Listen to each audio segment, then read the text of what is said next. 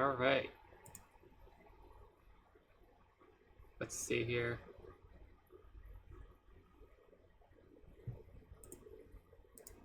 Let's get some music in the background. Alright.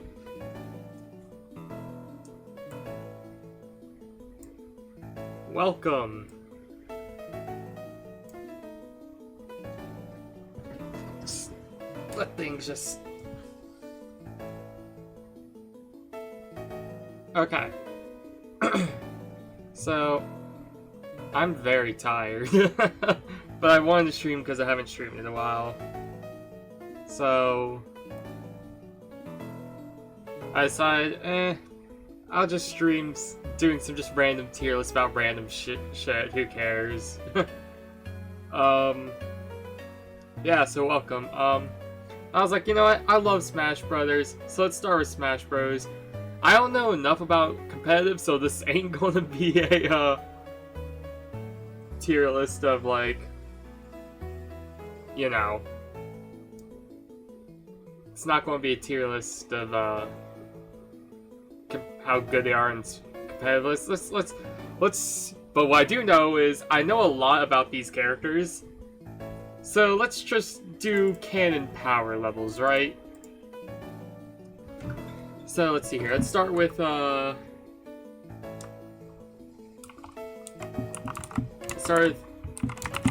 human or less. Basically, let's start with human or less. That's a good bottom tier. Basically, just like, could the average person at least go 50-50 or just always win against this person?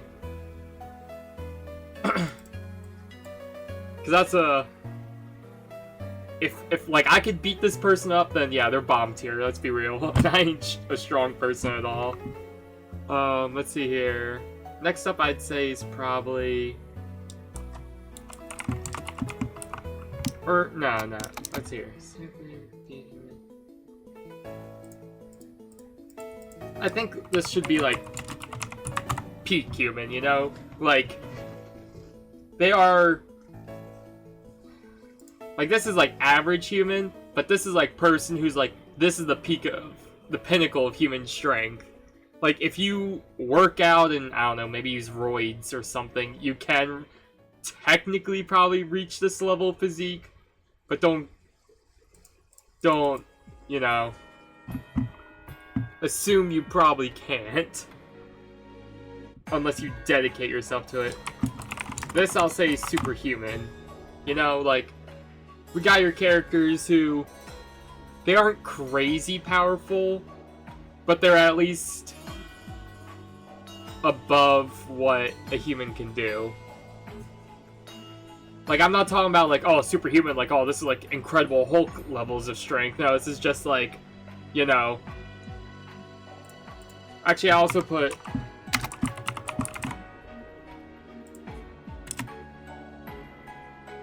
Oh, is there no way to do this? Make it look good? I was going to put like superhuman / super soldier. But, you know what? It's fine enough. So, what's above superhuman? I'm going to call it mountain mover. If they have the power level to destroy a mountain, they're going here. Then let's see here, we got... You know what, I'm going to put...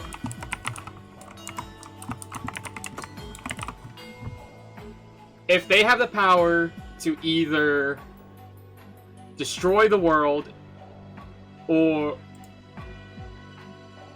Hold on, wait, world... There we go, worldly.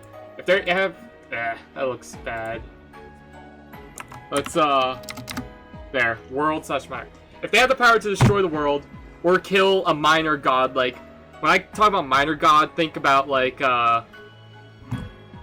this ain't capital G god. This is, like, you know, freaking Kratos beating Poseidon, where it's like, yeah, he controls the oceans, but it's like, killing Poseidon doesn't technically, like, erase existence.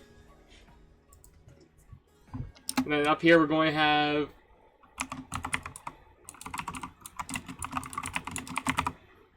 if they universal level slash major god.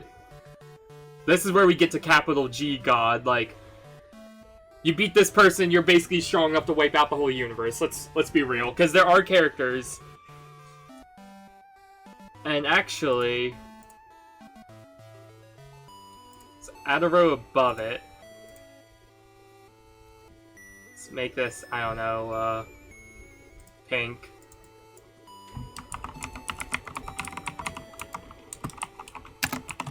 There. Multiverse slash... What the fuck? Like, how are we getting this powerful? It does not make sense. How does a children's fighting game have characters that are this powerful? Because there are characters that are this powerful. Alright, I think that's pretty much... That's a pretty good starting place, alright? And I'll try to order them within the tiers as well for what I feel. First off, we're starting with the main man himself, Mario. I think Mario's a universal major god killer. He does not look like it, but throughout all of his games, like especially in the RPG games, like the Mario and Luigi series, yeah, he's fighting beings that could just easily just wipe out existence in his universe. Or in Paper Mario, some of the games too, yeah. I don't think Mario's multiversal level. But he's at least able to contend with, like, higher level beings. Which is funny that the Italian plumber... the Italian plumber is able to kill capital G God. Alright. Donkey Kong. Donkey Kong is weird. Like, when you think Donkey Kong, you're like, oh yeah, he's right near Mario, but honestly, I think Donkey Kong's more there. The Donkey Kong Country games are very tame in the scope of where Donkey Kong is. Like, the greatest feat we've ever seen from Donkey Kong is him punching the moon down to Earth. Which I don't... That can cause a lot of destruction. I guess technically the moon colliding with the Earth could be a meteor big enough to wipe out life on Earth. But I feel like he's peak mountain mover. Like, he is what separate... I feel like he's what separates the mountain destroyers from the world destroyers, you know? Link. Specifically Breath of the Wild Link as well. I think he's a minor god tier. The Legend of Zelda series, most of the games typically just take place in Hyrule. And they don't really... It's not like, oh, all of existence is going to be wiped out if Ganondorf wins. It's like, no, he's just taking over the world. Like, it never goes above worldly, so I feel comfortable putting Link in a minor god killer.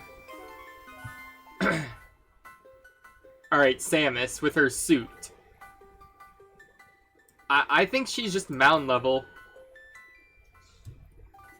Because, yeah, she fights like Kraid, Ridley, and Mother Brain, but they're not, like, powerful universe-ending deities. They're just powerful big aliens.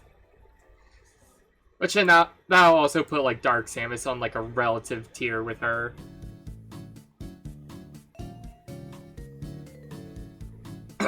Okay. Next up, I'm going to put Yoshi. Alright, Yoshi. Yoshi's Mario's trusted companion, but again, Yoshi's a mountain mover. The best he has is fighting against giant Kid Bowser. But he better... I don't think he's stronger than Donkey Kong. But he's stronger than Samus. Honestly, I think Yoshi might be stronger than Samus. Which is funny to say that this peak physical woman in a super mech suit can't beat a little goofy dinosaur. But that's how we're calling it, okay? Oh. He's memed about this. Kirby's a god slayer.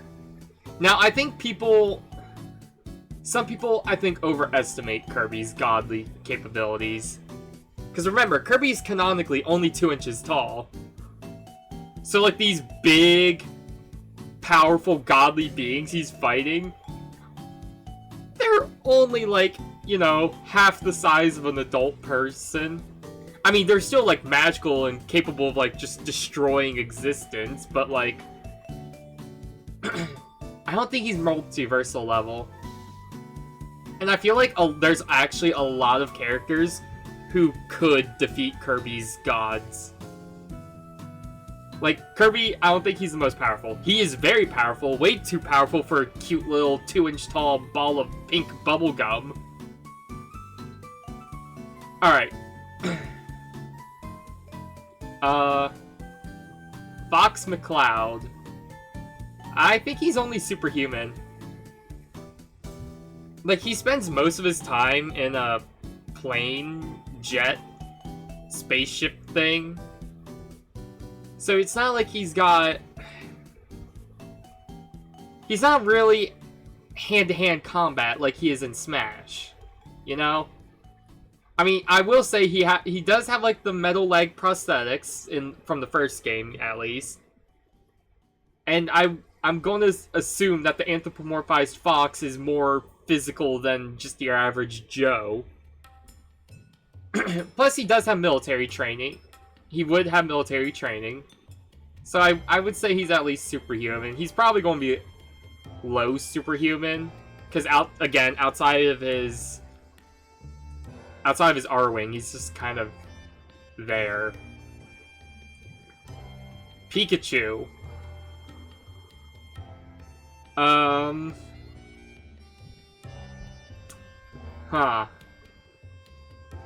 Pikachu is weird.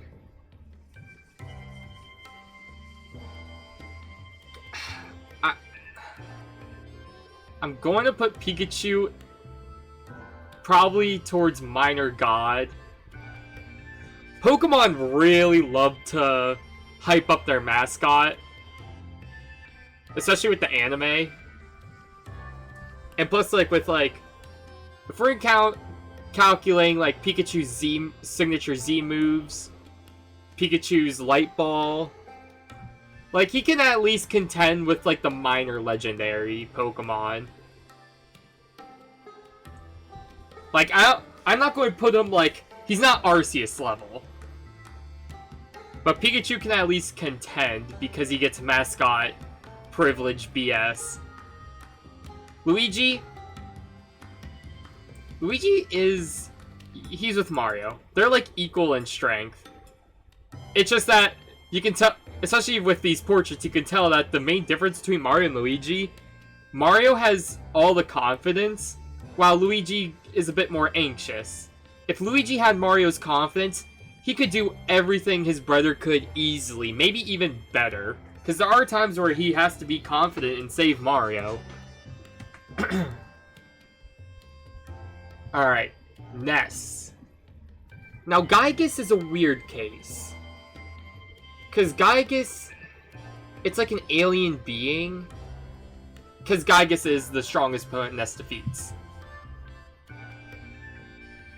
I'm going to say Gygus is like a minor god. He's not, I don't think Gygus is capital G god.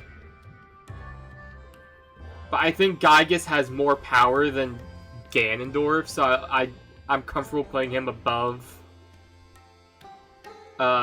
Link. Hot take. Captain Falcon is only peak human. He's just a buff guy. He just works out. And now some people are going to be like, oh, well, he can punch fast enough to ignite the air. That's how Falcon Punch works. But do they ever actually say that's how Falcon Punch works? Or are we just guesstimating? Maybe in the F-Zero world, a human, he just has pyrokinesis. He's psychic, who knows? But again, most of Captain Falcon's stuff, he's in a race car. He's not really... I mean, yeah, he's a bounty hunter. But if you look at the other F-Zero characters, yeah, they're just dudes. I think Captain Falcon's... yeah, he's down here. Okay. Jigglypuff.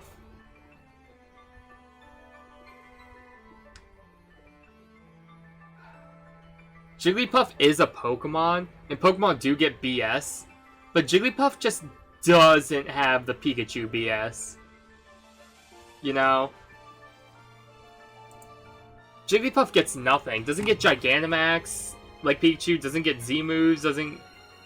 I mean, it does... it can use Z moves, but it doesn't get anything special, like... And if we look at Jigglypuff's, like, stats... And I know stats don't mean much, because, you know, technically Miltank is fast. Miltank and the Fat Cat Perugly are faster than the Sky God Rayquaza.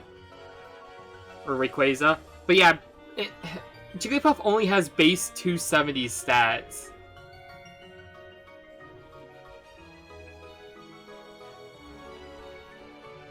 And it's just a tiny little balloon. Honestly, Jigglypuff just kind of gets curb stomped by people. Now, I know Pokemon are typically, like, stronger than your average person, but Jigglypuff has a base defense of 20. If I kick this thing in the face, it's dead. Like, yeah, okay, it resists fighting moves. Well, guess what? I can Mega Kick it right in the head, and it's dead. All Jigglypuff can do is just inflate, and it's a balloon. If you lose to a sentient balloon, that's kind of sad, I'm sorry. I mean, I guess if Jigglypuff inflates itself and picks you up and floats you to the air and just drops you from 100 feet, I guess, but like... yeah, it's not taking out anybody. Peach and Daisy, they're Echo Fighters. Daisy has only recently been in her first mainline Mario game,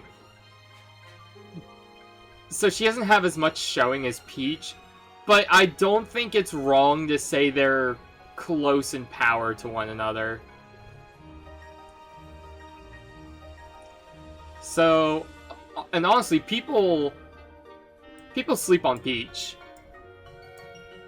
When they actually give Peach agency, and not just be a damsel in distress, she is so powerful.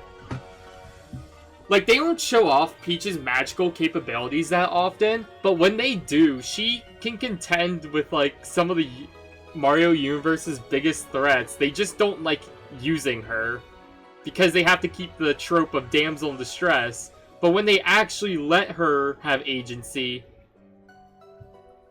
she's not far behind Mario and Luigi in power. Especially since, you know, the mainline games where you can play as her, she can at least keep up with these two. So they are... it's not like that... it's not like they're down here in peak human, no. They are actually very powerful characters. Doesn't help that Star Children basically get, like, a buff to their stats. So yeah, that's my hot take. Peach is a very powerful character. People just don't like to admit it.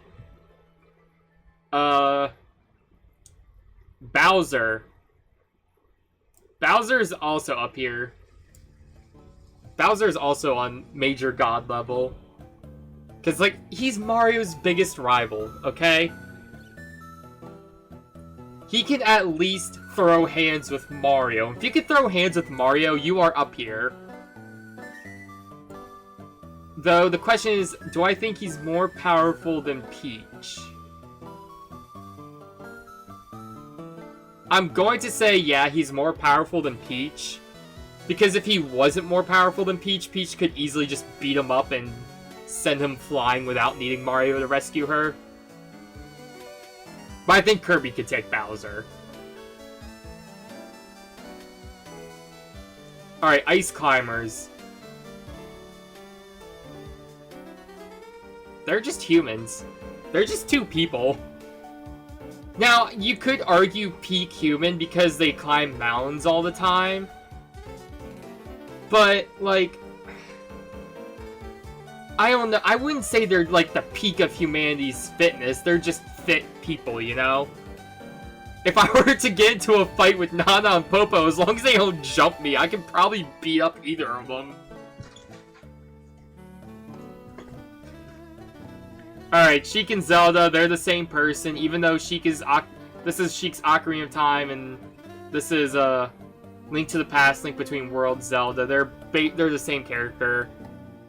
So yeah, they're going right here. They're, again, just like the Peach thing, when they actually let the characters have agency and do something, they are very powerful. Zelda with her magic and light arrows, and Sheik is just... Again, Sheik is just Zelda, so anything Zelda can do, she can do. Alright, Dr. Mario. Now, I get... Technically, he's Mario. But at the end of the day, he's just a doctor. If we are only taking into account their specific games, Dr. Mario is probably just an athletic doctor.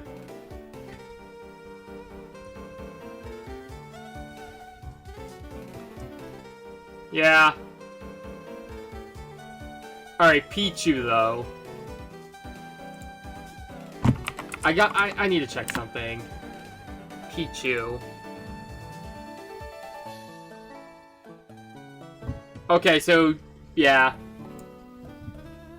Pichu has only 205 base stats, lower than Jigglypuff's. And Pichu also has a disadvantage where, canonically, it hurts itself when it uses electricity.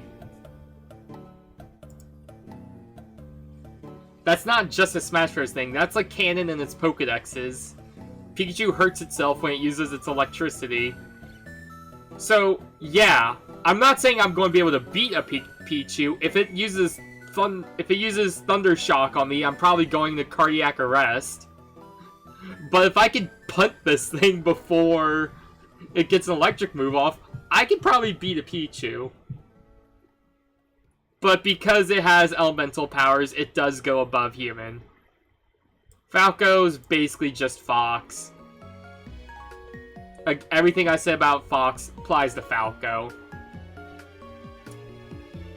Marth.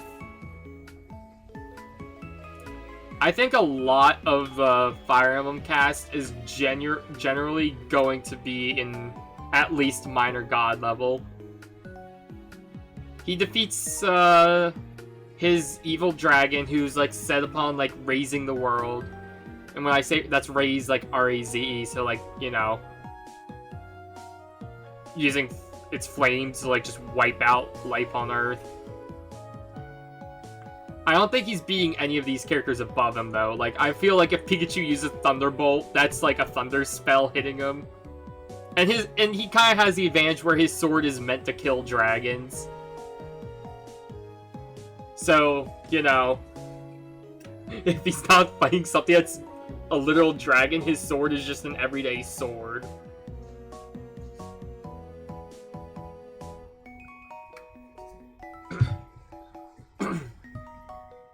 And I'll say the same about Lucina. I think Lucina is stronger than Marth. Just from the way it's framed, Grima does seem more powerful in Fire Emblem Awakening than the dragon Marth takes out. I mean, they're also basically just the same character again. Oh man, I'm talking a lot. I need a drink.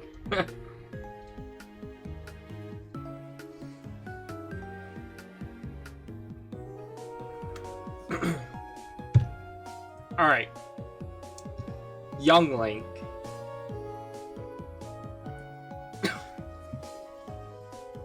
Young Link is weird.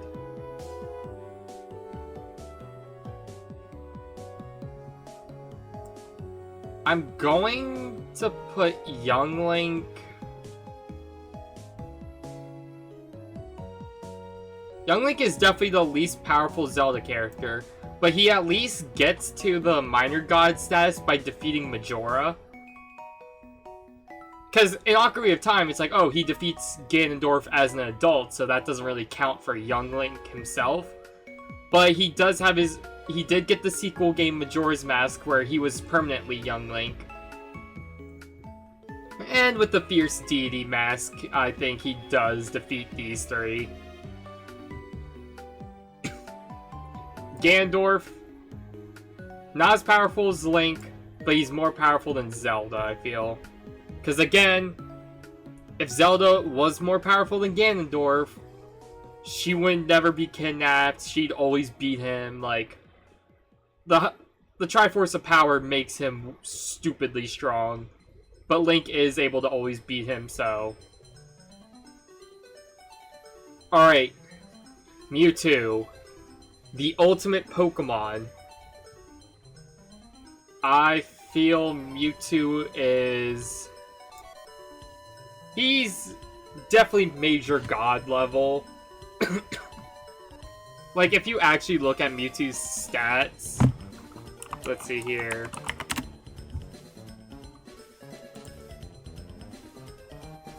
Mewtwo has a base stat total of... 680.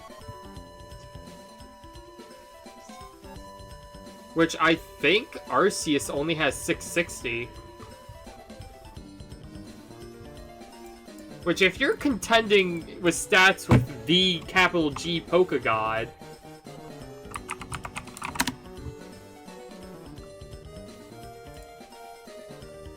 Let me check. Okay, never mind. Arceus has 720. But still, I feel like Mewtwo is probably going to be the bottom of Major God. He can keep up with the, yes, in, like, competitive Pokemon, and actually, he does get outclassed by, like, the box art legendaries.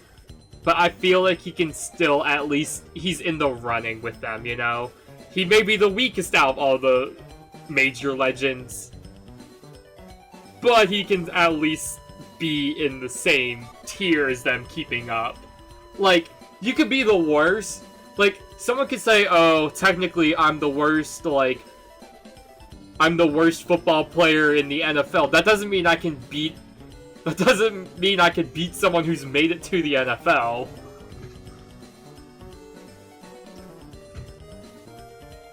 Like, he is... Like, it's like, oh, I went to the Olympics for, like, heavyweight lifting, and I came in last. It's like, yeah, but you still went to the Olympics for heavyweight lifting. Like, I ain't lifting more than you, bro. You're still one of the strongest people in the world, even if you came last at that event. Alright, so Roy. Again, Roy's just kinda in here with, like, these dragon killers. Same with Chrom. I will say Chrom is probably stronger than his daughter. Game & Watch. I think... Okay, him being a 2D character aside, if you actually look at the Game & Watch games, he's just an average dude who just does a bunch of odd jobs. He's just your average middle-aged... Well, I don't know about middle-aged. He's just your average middle-class, blue-collar American worker. Meta Knight. He's right with Kirby. They constantly trade blows with swords. Kirby always comes out on top, but Meta Knight at least puts up a sword challenge. Now, before, I said Minor God was like, you know, the gods, like, I use, like, the Greek gods as an example, with Kratos beating them, since, you know, the Greek gods aren't like, you know, you kill one, the whole world's just out of existence. Like, The reason... Another reason I use that is because... that makes this argument a lot easier, right? These two are able to kill basically all of the Greek pantheon. They can kill those gods. So they are god killers. But they're not universe killers, I don't think. They are just contained to the earthly gods. Zero Suit Samus. I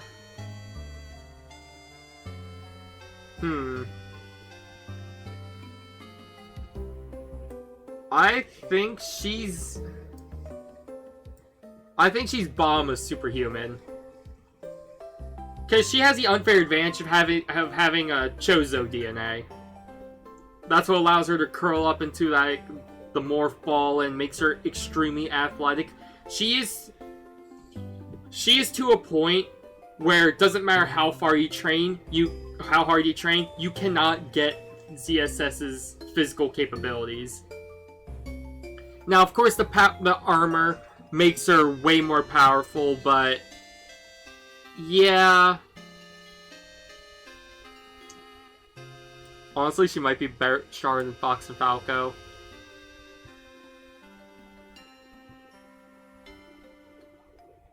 Yeah. I'd say she's stronger than Fox and Falco. They're more of a... Again, like I said, they're pilots. They aren't on the ground foot soldier like how Samus is a bounty hunter. Wario.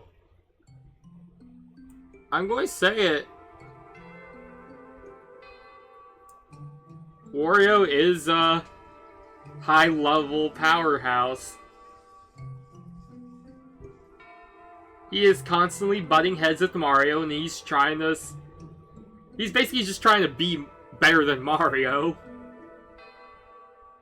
And yeah, he does fight some pretty powerful beings in the Wario games, but I don't think he's stronger than the rest of the Mario cast. I think, aside from, of course, DK and Yoshi, I think he's the weakest of the big powerhouse Mario characters.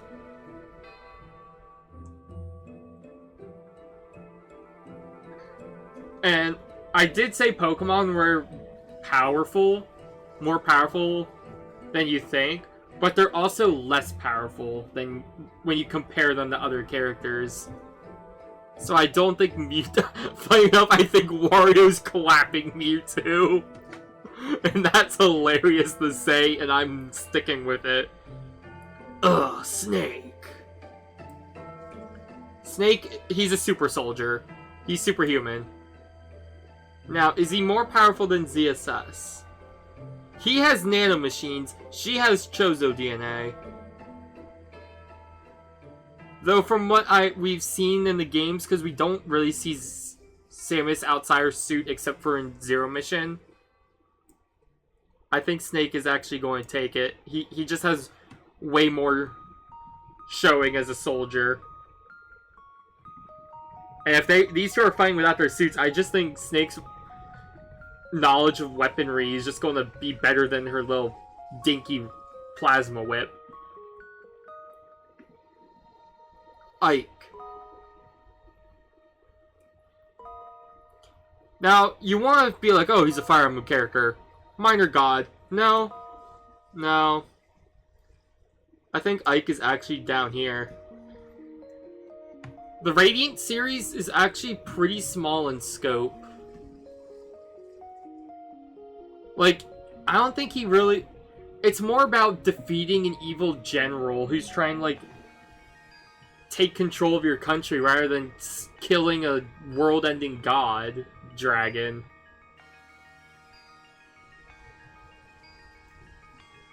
And I think Donkey Kong's feat of just slamming a mound down is better than Ike.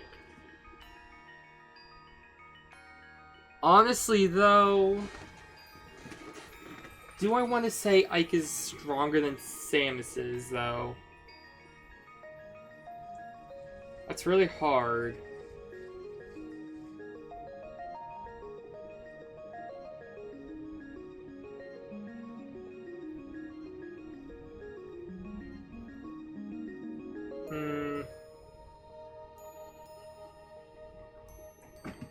Actually, now that I think about it, I think Zero Suit Samus is stronger than Snake. Just because of Chozo blood, and I think Ike is actually down here. He is very small, Fry. He has Aether.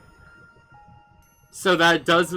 I could see him destroying a mountain with that, but like, he's probably going to be close to the bottom of Mountain Mover. Okay, so they separated Pokemon Trainer. This is just a 10-year-old kid. Yeah, you could just beat the crap out of him if he's not using his pets. Squirtle. Squirtle is more powerful than Jigglypuff, I believe.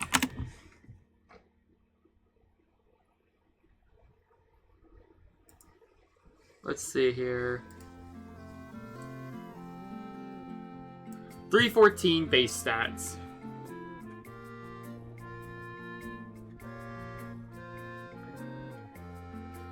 Huh. I'm going to put Squirtle bottom of superhuman.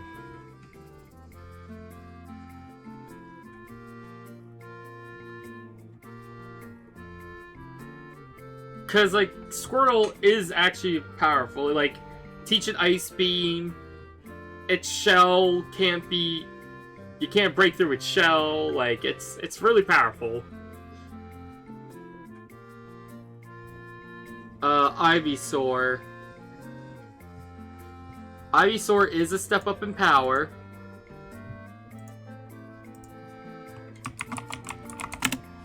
Let me see what's Ivysaur looking like.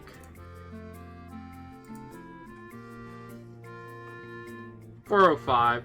Yeah, you know what? I'll put Ivysaur Bomb here. Charizard is actually right under Pikachu.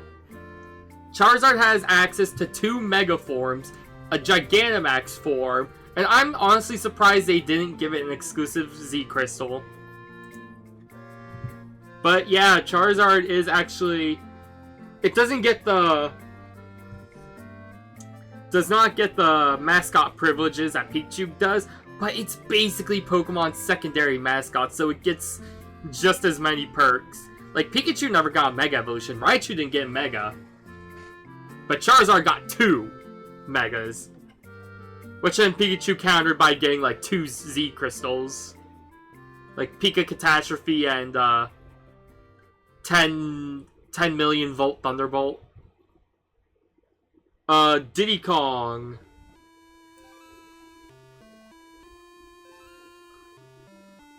Diddy Kong's just a monkey.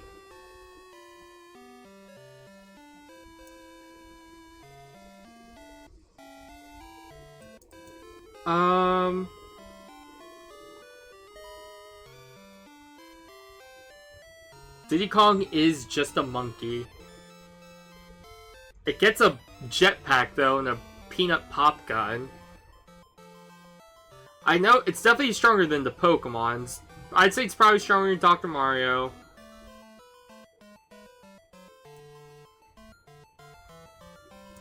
I mean, you would think it'd be close to Donkey Kong's level of strength, but DK's the one who does all the big lifting. Did he just kind of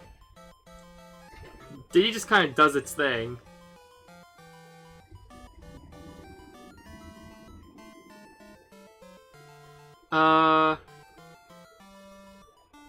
Let's see here. Lucas, he's basically just Ness.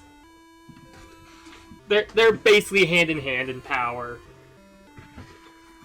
Sonic the Mother Freaking Hedgehog. Instantly. No. Yeah.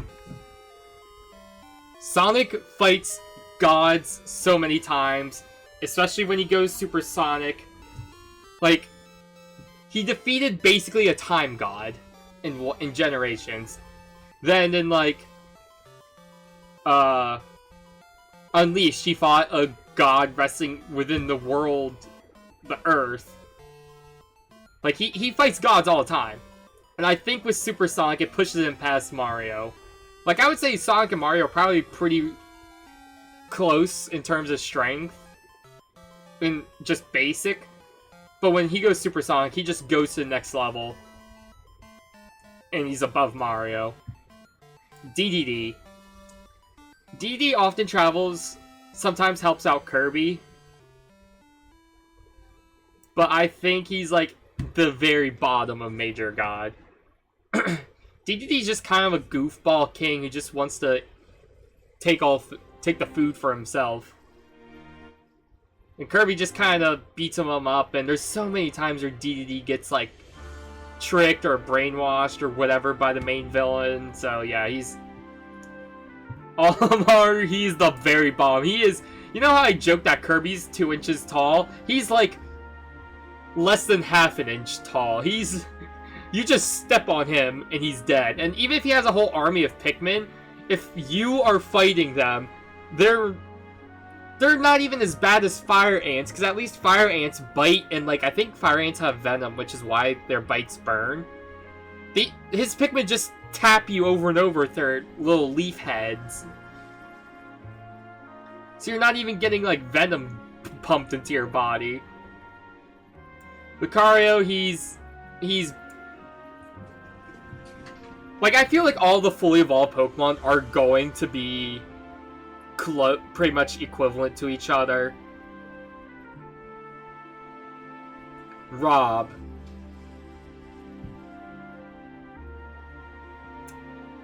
Canonically, Rob is a toy.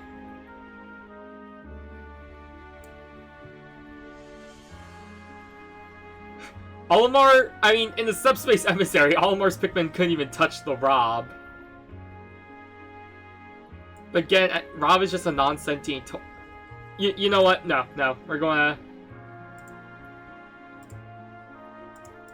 Rob is just...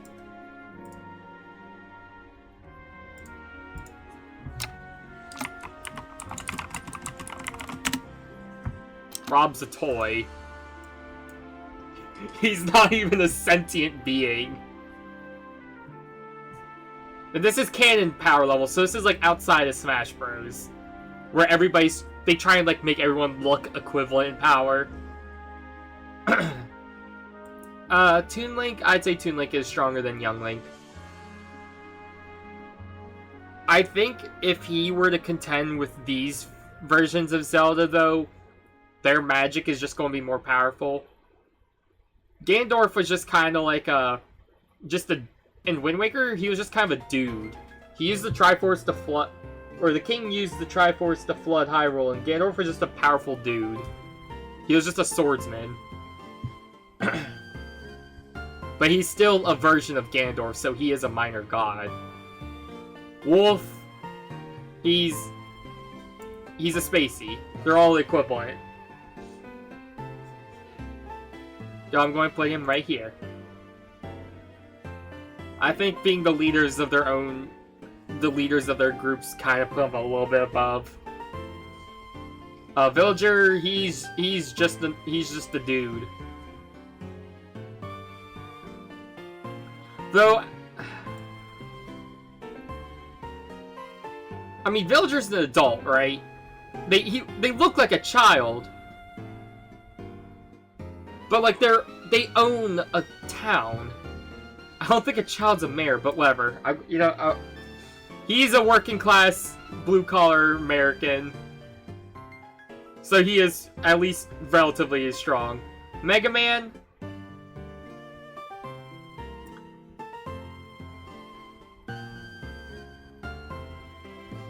Mega Man's probably right here.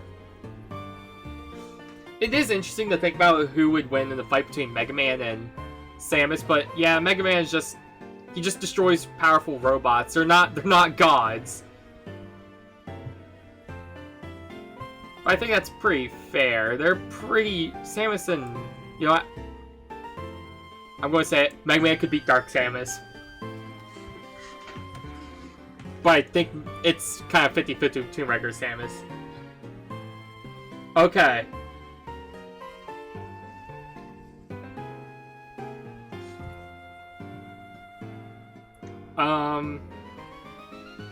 Wii Fit Trainer.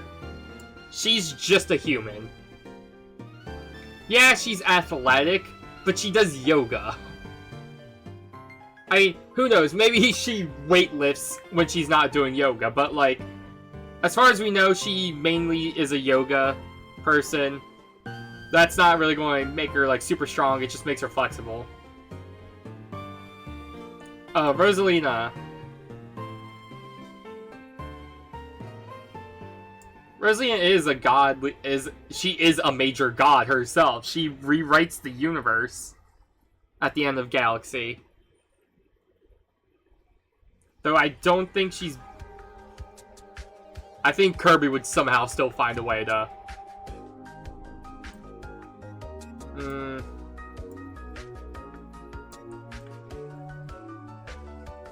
Hold on, I have to see something.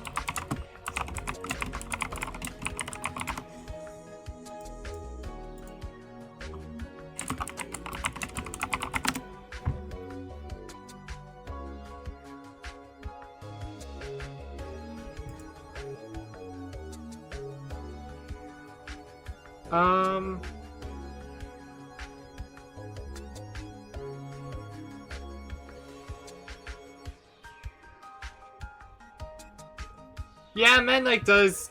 I think Meta Knight has clashed with... He's at least clashed with Galactic Knight. So he is up there in power. Like, they are, like, seen as, like, the strongest swordsman.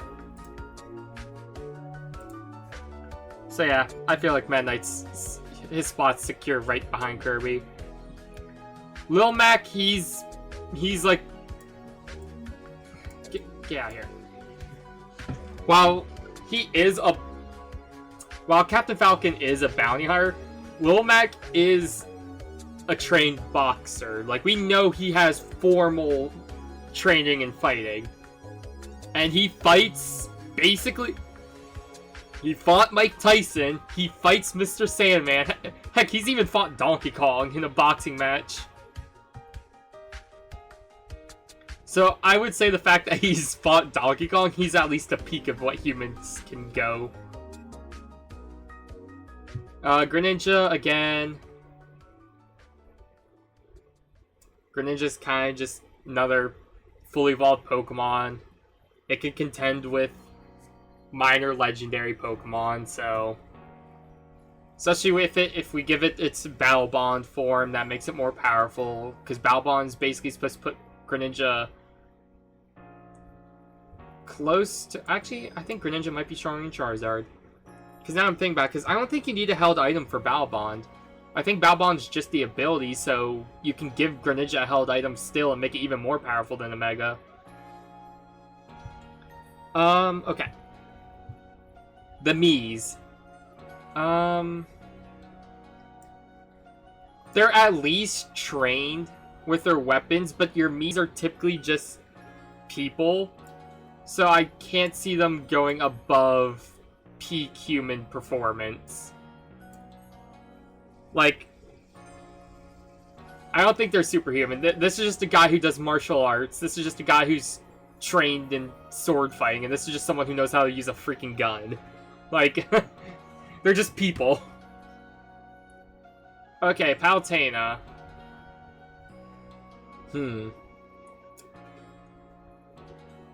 She's definitely in Minor God.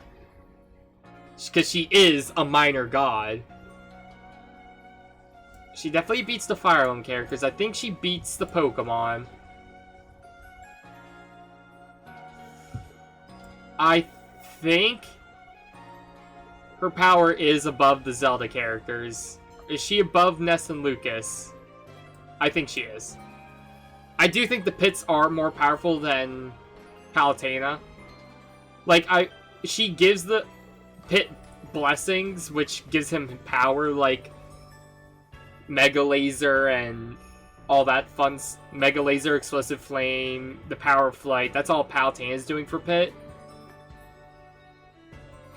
But I think he can still handle himself against Palutena. He fights Palutena in Uprising, because like she's being like mind controlled. So we at least know that if she's being mind-controlled and trying to actively kill Pit, Pit can still defeat her in a fight. The thing that's... Pit's just that loyal to her, though. Pac-Man. Pac-Man's weird.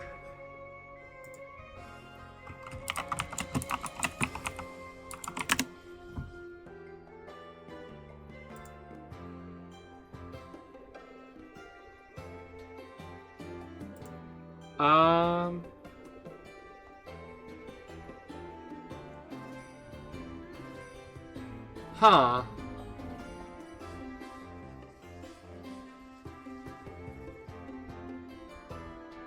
I don't know, but I think Pac-Man might just be like a mound mover.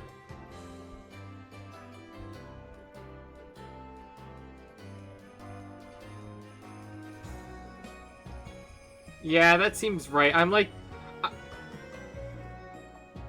I think he's a powerful being, but he's not.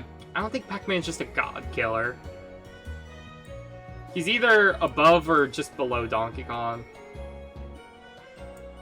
I'm going to put him here. Robin. Robin is definitely more powerful than the other Fire Emblem characters we've gotten, just because of the fact they have Grima's blood and magic. The rest are just kind of like, oh, I'm going to swing my sword. My sword specifically designed to kill the godly dragon. But Robin's like, I'm just going to shoot lightning out of my hands. And swing a sword. Alright. But do I think he's I don't think he's stronger than the Pokemon, though. I think these Pokemon can easily beat up Robin. He'll get his good licks in with, like, fire. I mean, he can use fire magic against the steel type and the electric magic against these two. But, like, does that play into tight matchups? Who knows? But I think if Lucario gets in to close quarters with Robin, Robin's getting his butt kicked. Same with these two. Like, it's... Shulk is our first multiversal character. Yeah. If you get to the end of Xenoblade 1, he defeats basically the god that created the world. And they're like, and this computer is like, hey, you can now become the god. And he's like, nah, I'll pass. But he was still able to kill the god. And in Xenoblade Chronicles 3, he comes back, or Shulk comes back, and now he's slightly older, so he's more powerful. And he's fighting against the computer that was like the physical form of the computer who was above the god that created the world. So he is above the universe. He is multiversal level. Bowser Jr. Bowser Jr. is just a child.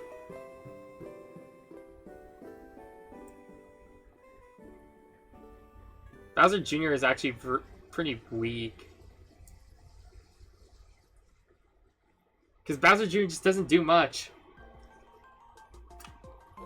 Because, like, even if they got Bowser's ability to grow giant, then that would only make him comparable to, like, giant kid Bowser that Yoshi beat. And I think the rest of these characters could just beat up bad baby little kid. This is just a dog and a duck. Wait a minute. Hold on.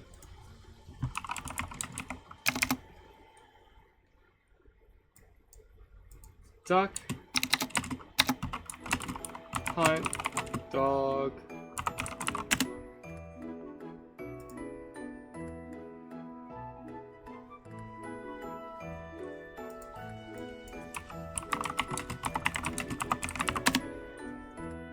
Let me see here.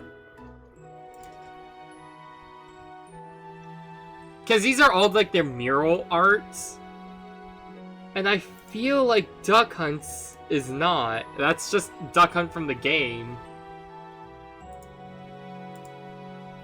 Let me see if I can find Duck Hunt.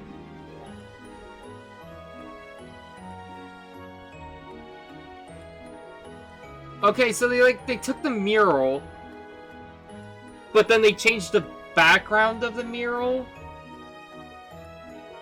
That's really weird.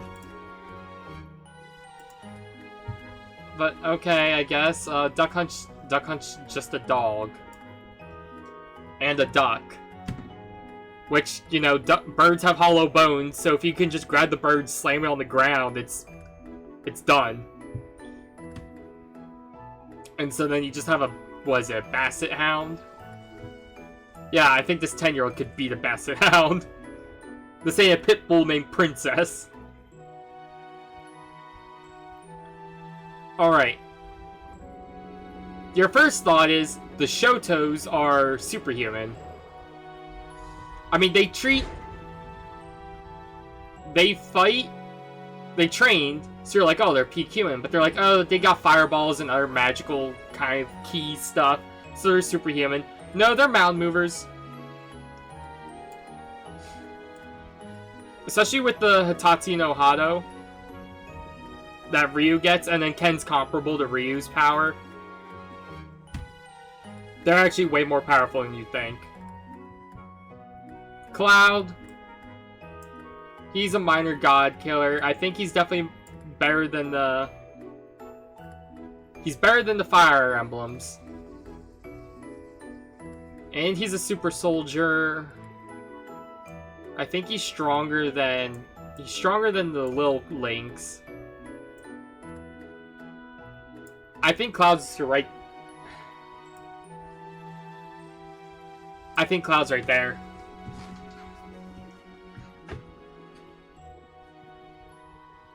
I think Cloud can beat Link in a fight.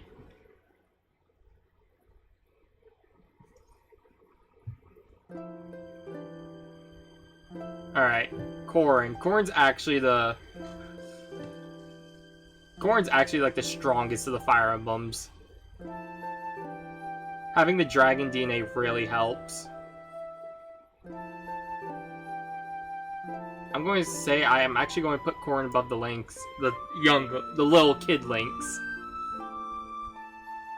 Like, people sleep on how powerful Corrin is. Like, being the child of the... Like, the big dragon of the... He's the son of, like... The super powerful... He's the direct son of the super powerful dragon. The other royal families in the game, they're just like the far-off descendants, but he is directly the son of a powerful godly dragon, so he gets like really powerful god dragon abilities. Bayonetta. I feel like Bayonetta is at least a god killer. Let me think about how big her god is.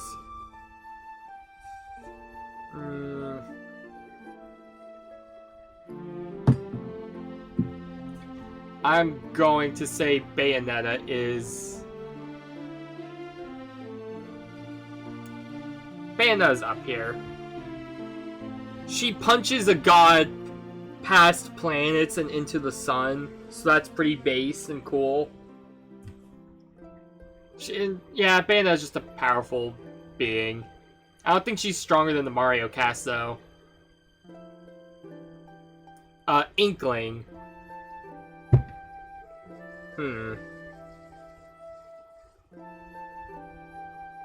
Are you a kid or are you a squid? Let's be real. But, they're not just a human, because I think it is confirmed in, like... If you actually look at the Inkling lore, that the Inklings are, like, basically,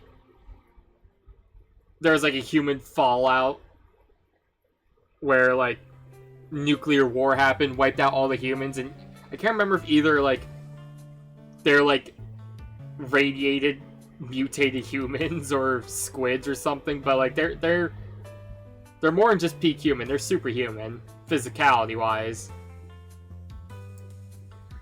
Though they're not like superhuman, you know? Well, I mean, they're superhuman in terms of physicality, but like they're not like super soldier human. They can just like jump and are faster. Ridley goes against Samus a lot, so I would say Ridley is pretty close.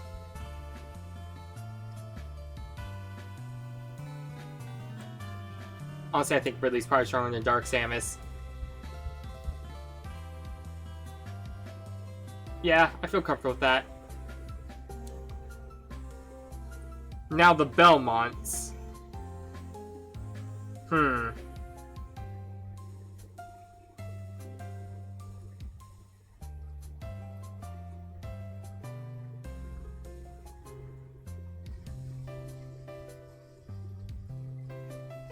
Actually, now I'm thinking about it, I think I really overestimate how strong Ness and Lucas are. I think they are actually more down here. Gygus was more of just the take over the world kind of deal.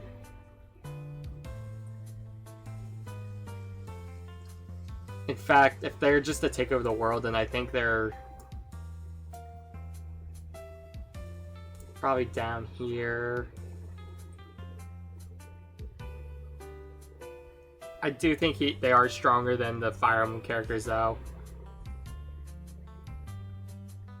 Okay.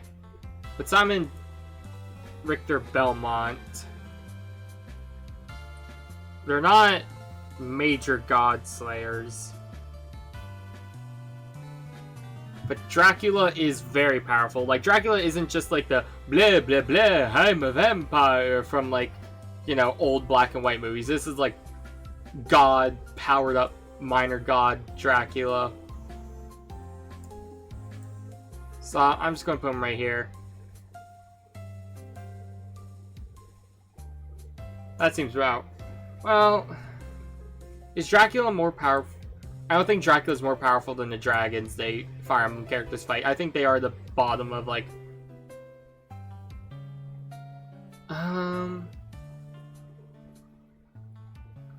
Yeah, no, that seems right, because there's also like Medusa heads they fight. So they're at least a godly level. K. Rool is going to be a mound mover like DK.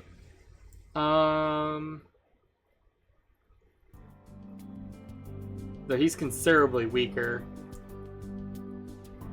He traded blows with DK, so I think that does put him above the Shotos.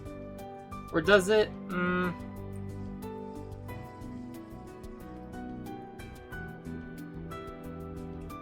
Yeah, I think it puts him above the Shotos. Isabelle is just right there with Villager. She's just a regular secretary. Incineroar. Oh, if you were a competitive Pokemon player, Incineroar would be right here. Because, gosh, Incineroar just rules VGC, but Incineroar is actually, like, right here. Incineroar's going to get a little privilege because it is so high up in VGC, where it's constantly staring down gods and using intimidating gods. Like, can you imagine just being a wrestler so, like, just so aggressive that gods stare at you and they're intimidated by you? Come on, plant. It's just a plant. But I guess it's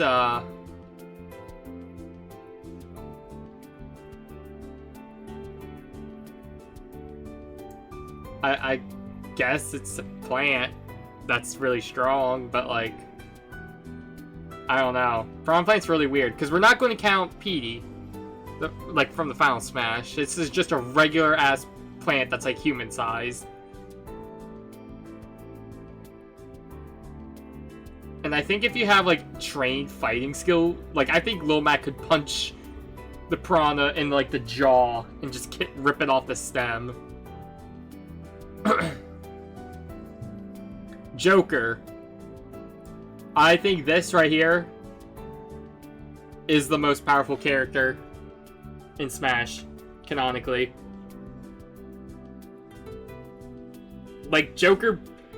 Just like Shulk, Joker... Well... Joker defeats basically something that has, like, the code to the universe itself. But I think Shulk goes above that because they fight the creator of the multiverse. I mean, Joker is, like, multiversal level, but, like, I think Shulk is stronger than Joker. Just because they fight Alvis.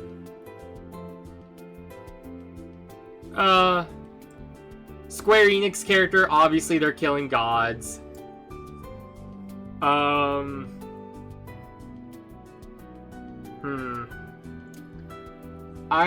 think he is going to go... I think Hero is, like, just below Bayo. Like, Bayo's, like, fights, like, this giant godly deity that's going to destroy the whole world, but, like... And also, the thing about Heroes that's awkward is that, you know, the thing about Hero is just, like, you have so many different versions of Hero. So I think if we just take an amalgamation and average out their the average hero's power level, it's going to be right there. Banjo, I don't know, they're mountain mover, I guess. What's hard is that Banjo's just kind of like a collectathon.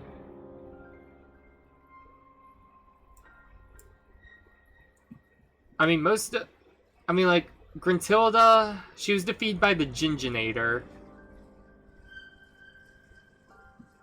But I don't think, like, they're that powerful, but they are, like, more powerful than you give them credit for. Terry, he's basically right there with the Shotos.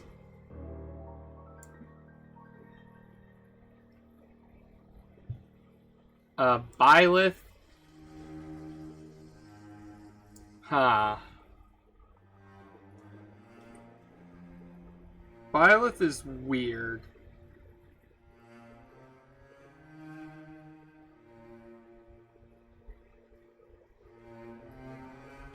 But I think Byleth is, like, right up there. Again, Byleth is the child of a god. And they have, like, super formal... They have super formal training. Mercenary training. And, like, they fight gods at the end of their story, so, like... I think they're right... These two are pretty similar in power. I think Cloud still beats Byleth. Min Min, she's right up there with peak human physique.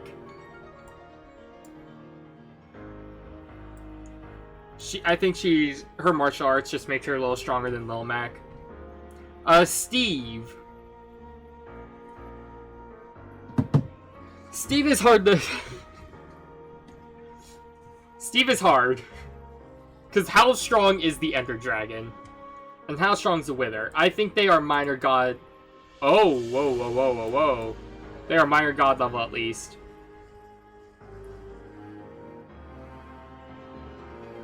I don't think they are as powerful as the world-destroying dragons from Fire Emblem. It's probably close to their power, but yeah, Steve is just... Steve's peak is that. I mean... Yeah. Sephiroth... I think Sephiroth's right there. I think Sephiroth is definitely more of a threat than Ganondorf. And while Cloud is Okay, so here's my thought process. I think Byleth and Link could potentially defeat Sephiroth. But these are still close.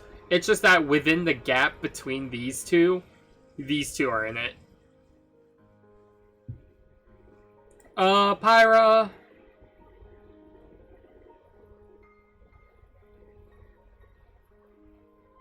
I'd say Pyra's here. Mithra is stronger. Mithra is stronger than Pyra. Like, basically, Mithra is the original version. Like, they're the same person, but given different personalities, basically. Mithra created Pyra to limit her own power, so that she doesn't destroy the world by accident. So Pyra is intentionally weaker than Mithra. Which is funny, because in Smash Bros. They're like, oh no, she's the powerhouse character, while Mithra is like the character who does less damage, but is more combo and speed focused. But then we have these two, which we're going to call this spoiler character.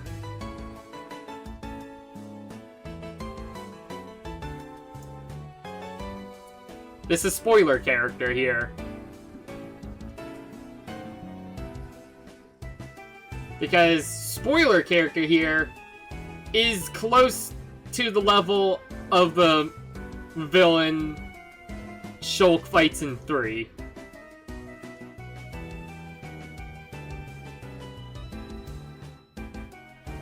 Kazuya Mishima. Kazuya is definitely the strongest of the fighting game characters.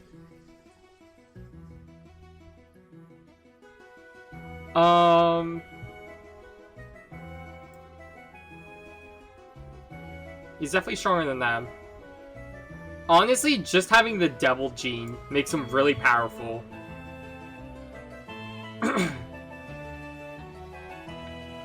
And then Sora.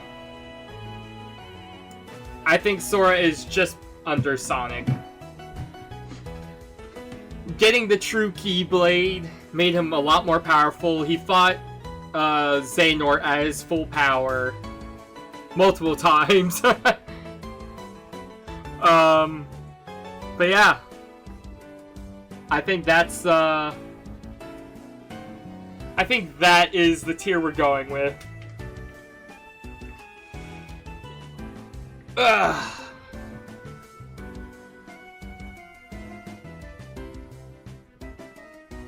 So I will say the Xenoblades are the most powerful characters in Smash. Followed by Joker. And then Sonic the Hedgehog. Now the mural shows this Sora, but for its Kingdom Hearts 3 Sora.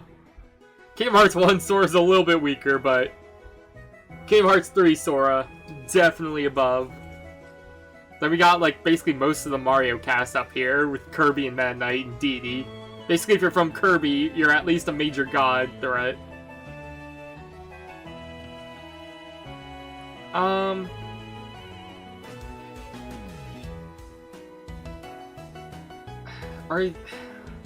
questioning Pyra Mithra. I mean, they fight at the end of 2. They fight Malos, who I guess Malos is technically up there.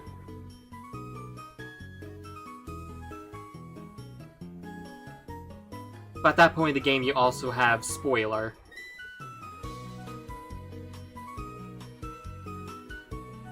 Huh. I'm going to keep him right here.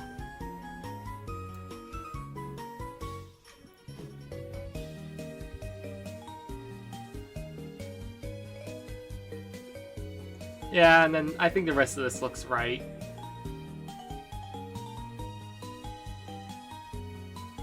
Corrin might actually be a little bit stronger. But I'm not going to... I think this is like where we get into like the real like, potentially earth-shattering power. So Corrin just kind of just barely doesn't squeak out, but I think this is correct, yeah. The Icarus characters are very powerful.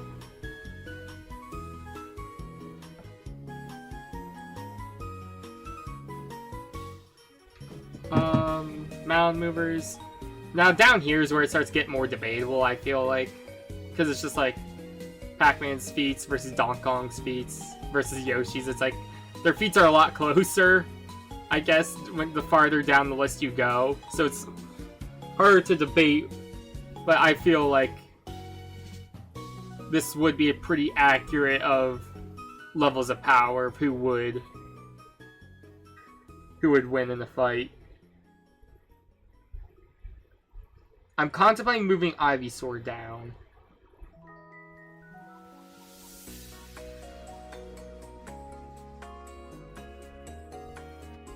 But honestly, I feel like a Solar Beam from Ivysaur would take out these two.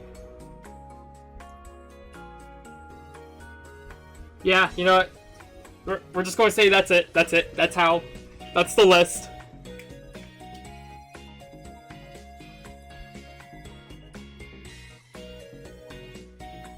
I'm going to save it. So I'll post this on Twitter.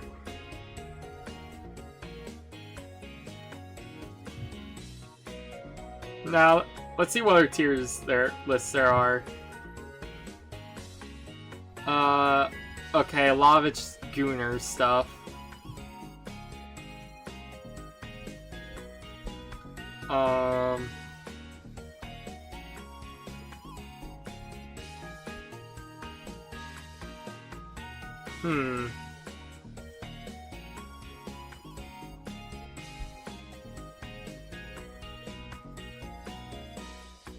Yeah, you know, I'll talk about my, Pixar movies. That's nice. Alright, I'm just going to add a row below.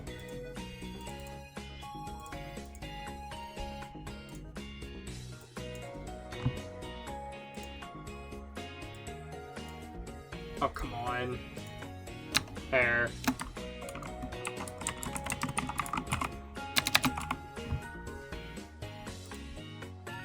These ones I've yet to watch. Okay, so if let me just put ones I haven't seen yet.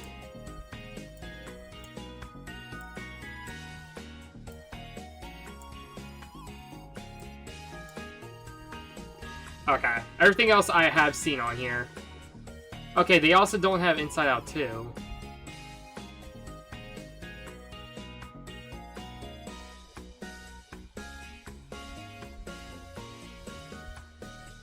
I haven't seen Coco. I've heard Coco's really good, though. Actually, you know what? Now I'm looking at it, there's a lot. I haven't seen Finding Dory either, so I feel like that'd be a little bit disingenuous if I just ranked Disney movies.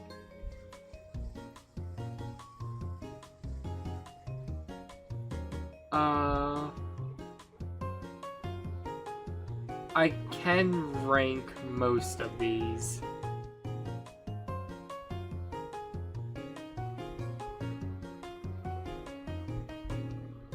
I will add a haven't watched here.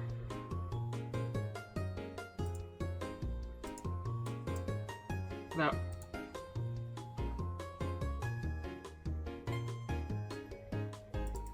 Okay, well, hold on, let me just make this. You're D. Haven't watched that one. Okay. I've never seen Black Cauldron.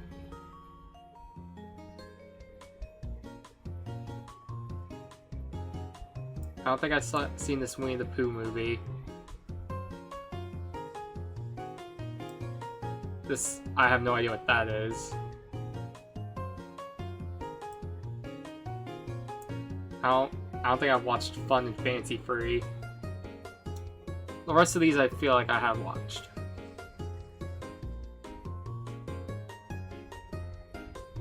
Yeah. Now this isn't going to be conclusive, like, oh, this is how the quality of the movie is. This is how much did I enjoy this movie.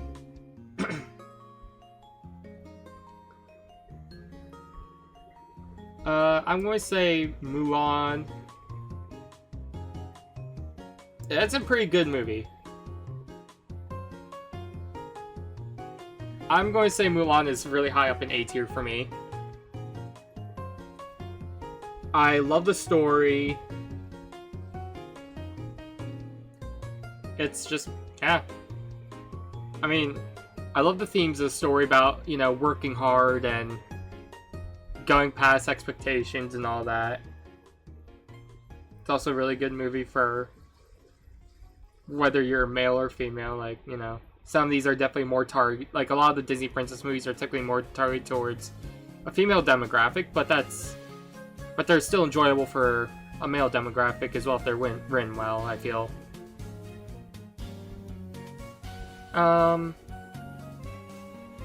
Do I like Aladdin? I think Aladdin's like same. I think I like Aladdin a little bit. No. Yeah, I think I like Aladdin a little bit more. I think oh, what's his name? Robin Williams.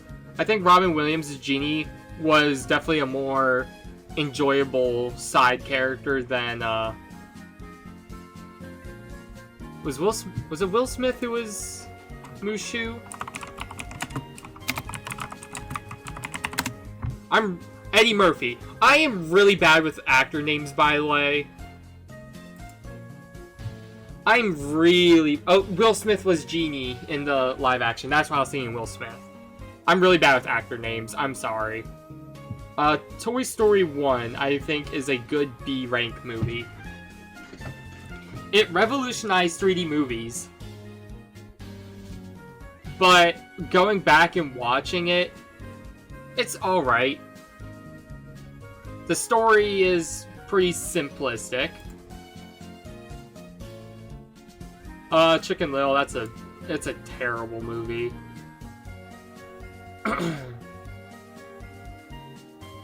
I think Meet the Robinsons, that's a B-tier movie. Definitely an underappreciated Disney movie, but it's not like, it's not a movie that's like, I'm going to be like, oh my gosh, you just have to go watch it. How did you not see it? Emperor's New Groove. Again, this is based on my enjoyment. I love this stupid movie. I love... It just made me laugh so much, and it's so fun.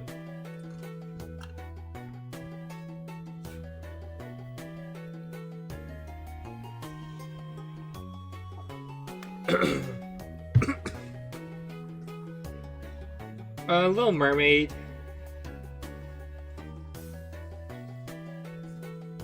Huh. Okay.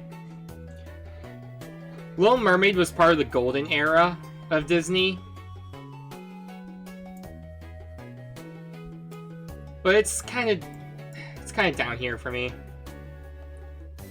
I felt like the story is just... I don't know. I feel like the story... Like, when you actually rewatch it and you watch a story, you're like, wait, that's it? That's all it is? It's very basic. Which, there's nothing wrong with it being basic. The songs are great. The visuals are great. But I think in just overall story, I feel like Mulan and Aladdin just are the better, like, quote-unquote Disney princess movies. Hercules with Danny DeVito. I'll put Hercules here. Again, it's a pretty good movie, but Hunchback. from Notre Dame. It's a C-tier movie. Now, C isn't... I'm not saying it's a bad movie by putting it in C. I'm just saying, from looking at what's more on the list, it's definitely not comparing to the heights of these movies. Like, the one song with the Frere, where he's, like, singing about, like, how he's constantly being tempted and giving into his lustful desires for this gypsy woman. That is an amazing song, and that alone is probably enough to get you to watch the movie once, but, like, the gargoyles are annoying. It's just, it's an alright movie. It has just, like, one really peak song, and the rest of the movie is just alright with it. Tarzan.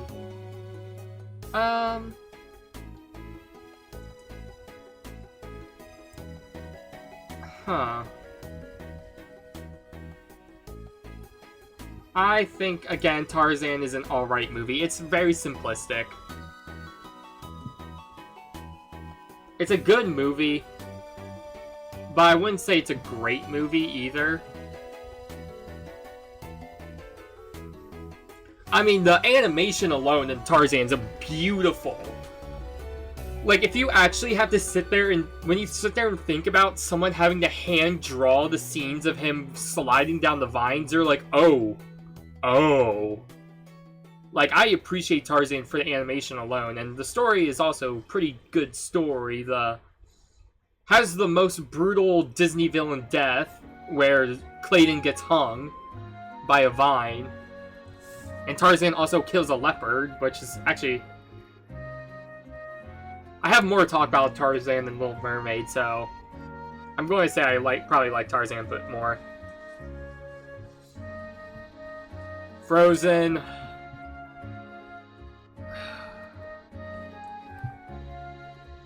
I know I'm going to seem like a bitter person, but I think Frozen was way overhyped. It wasn't a bad movie, but I remember people were hyping it up to be like the next greatest thing since sliced bread. And when I sat down to watch with my mom and sister, all of us ended the movie with just being like, that's it. Like, all three of us, we all thought it was just like, it was an alright movie. Like, Let It Go is not, it's a good song, but it's not like, I don't think it was as good as it needs to be overplayed on the radio all the time.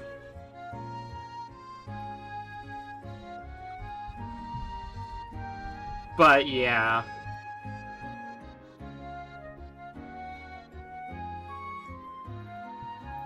Yeah, that's, I mean, like, I didn't think Olaf was that interesting of a character. The guy with the reindeer wasn't really that interesting of a character as well. I think the only interesting... Hans was a terrible twist villain. I think the only interesting characters in the whole movie were Anna and Elsa. And honestly, I feel like if it was just a story about these two sisters being, like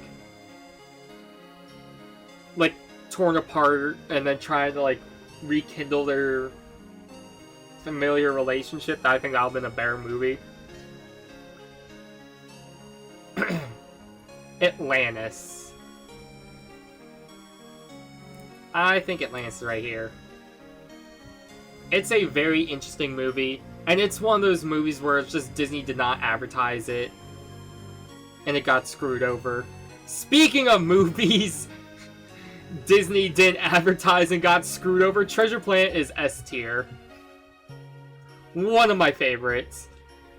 It has such a good story, and just like the relationship between the main character and his father figure is just so good. It's so well written. It's just a shame that Disney did not advertise this movie whatsoever, so it was a box office flop. Brother Bear. It's a boring movie. I think Chicken Little's worse of a movie, but Brother Bear's just boring.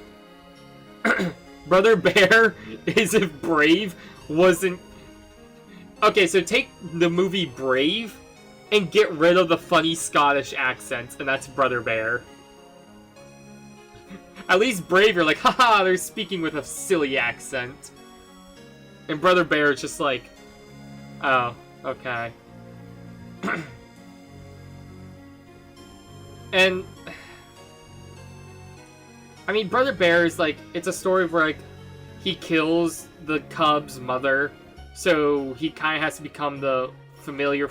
He turns into a bear and becomes a familiar figure to look after the cub. But then Brave was about like the generational differences between a mother and daughter, where the mother turns into a bear to kind of get more of an understanding about why her daughter loves nature and being away from the castle, and then you kind of see eye to eye.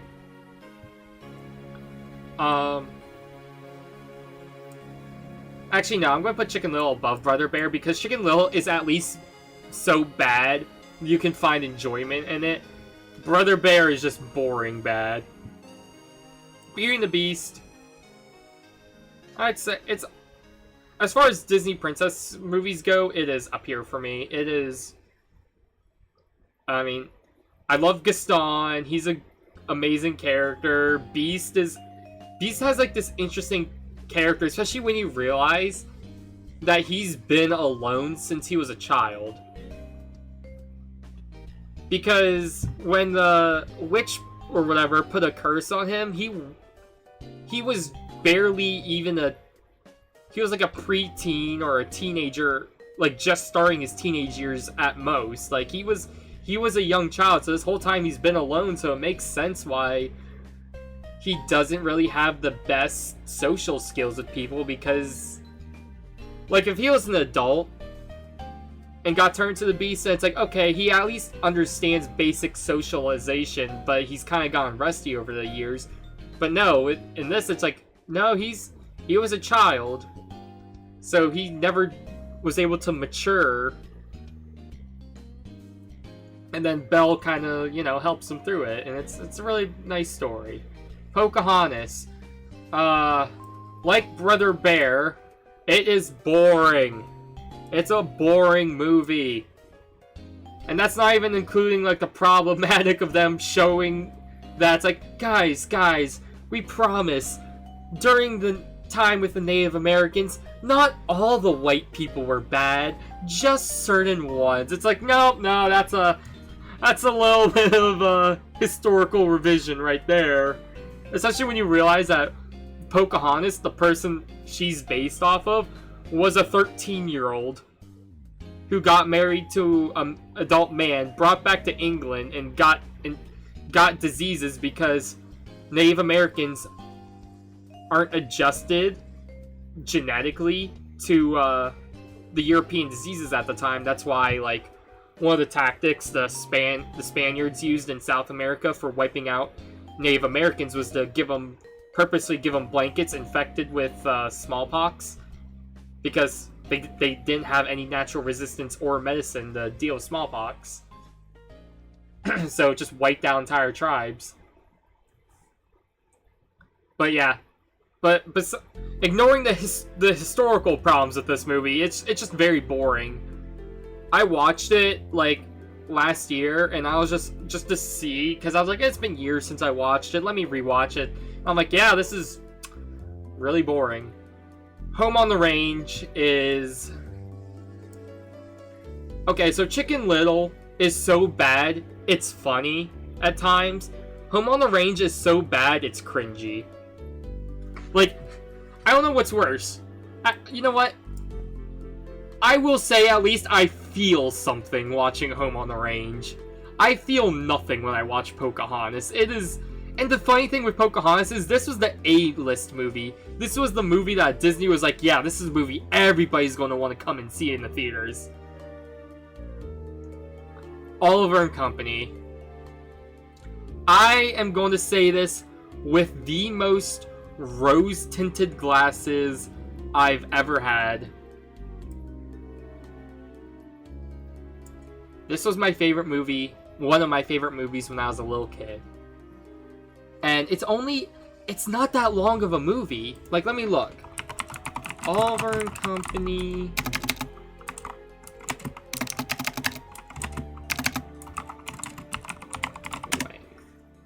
It's only an hour and 13 minutes. It's only a 73-minute movie. So this is something you can just quickly watch and you just quickly watch it and it's over with. Like, the story's right to the point. I get the story's not perfect. I know. But just nostalgia. I can never dislike this movie watching it. And this movie's way older than I thought it was. Like, I think it came out in the 80s, right?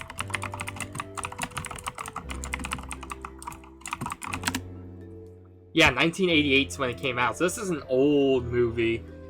And yet I still loved it as a kid. Fantasia 2000. And then the original Fantasia. I mean, I think Fantasia's just alright. It's music. If you like music with visuals, then you'll like Fantasia, but it's like... Fantasia's so long. Alright. Fox and the Hound.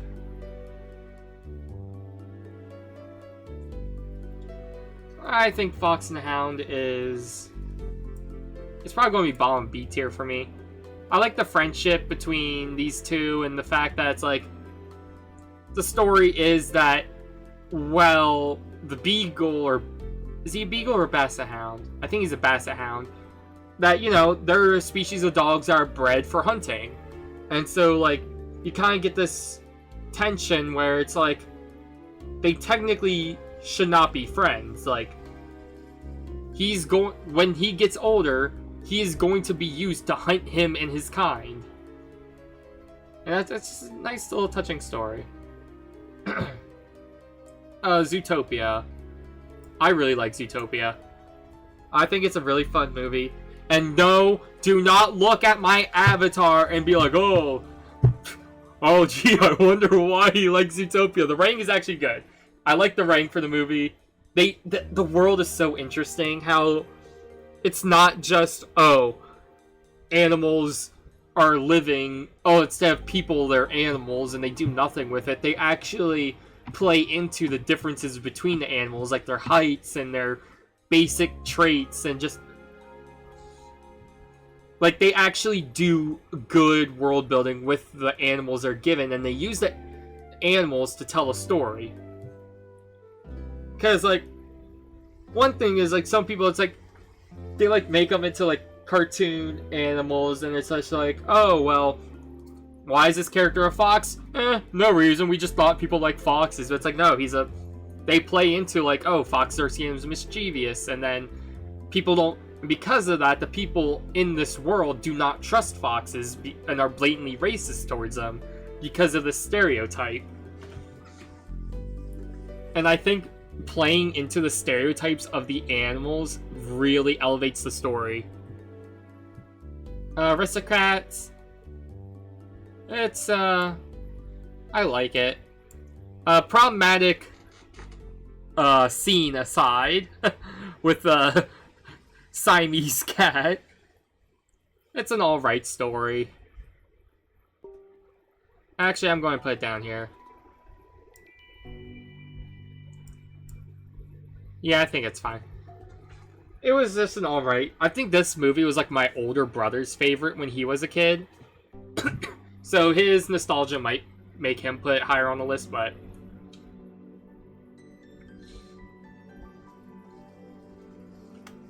But for me, it was alright.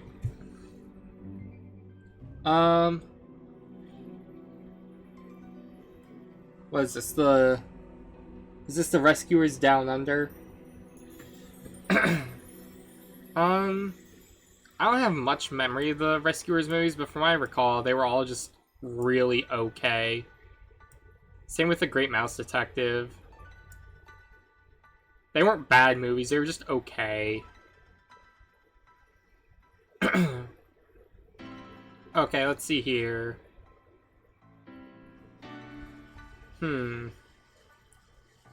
Sleeping Beauty.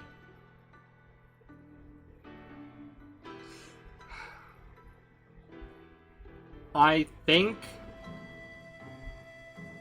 Sleeping Beauty is just alright. Not much happens. It's just, yeah, it's just, yeah. Robin Hood. I'm going to put Robin Hood. I like the story of Robin Hood. The visuals are nice. The songs are cute. It's not a bad movie. It's not a great... It's a good movie. But I'm not going to say it's a great movie. Actually, I'm going to put...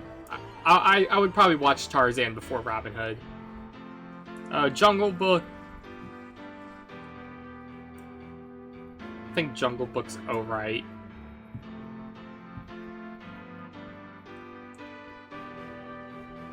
It's probably bomb a B for me. It's a good movie. Well, I'm calling it alright, but...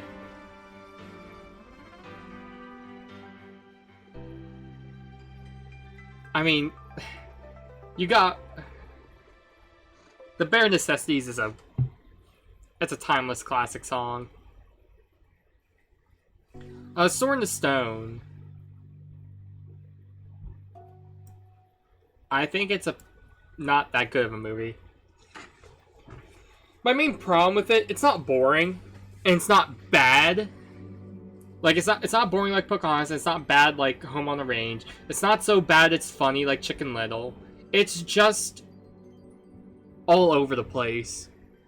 It's one of those movies where they had the premise, but they had no idea what to do with the premise, so it's just a bunch of like, and then this happens, and then this happens, and then that happens, but then this happens, and it's just like, there's no focus.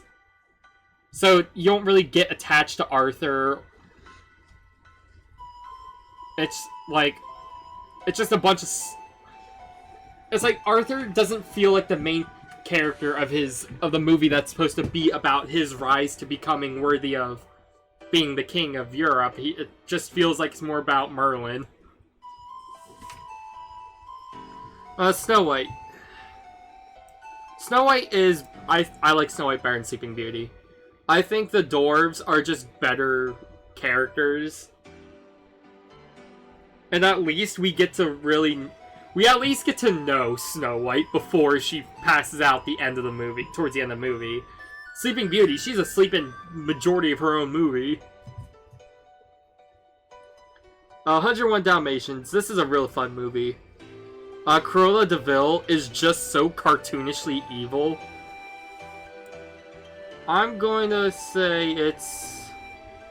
right here. No, I don't think it's great. I would say it's probably... I would comfortably play here. Wait, well, check Discord.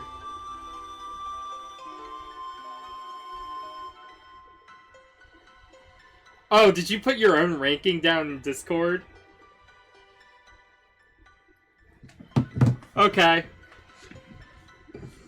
Oh, Wreck-It Ralph. Wreck-It Ralph is peak. I love Wreck-It Ralph so much. It's such a good movie. There is no Wreck-It Ralph 2. Thank God they didn't put that on the list. But hold on, let me see. Your list is not going to influence my opinions. I already have my opinions pre-set in stone. I'm surprised you put Chicken Little and Home on the Range so high up. Okay.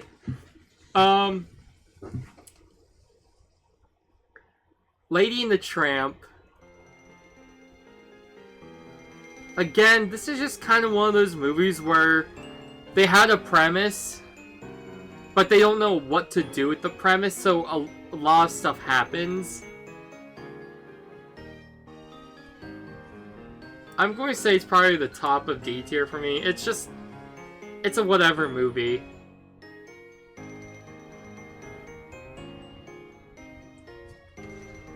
Like, if I were to ask you what happens in Lady and the Tramp, the only thing people would be able to...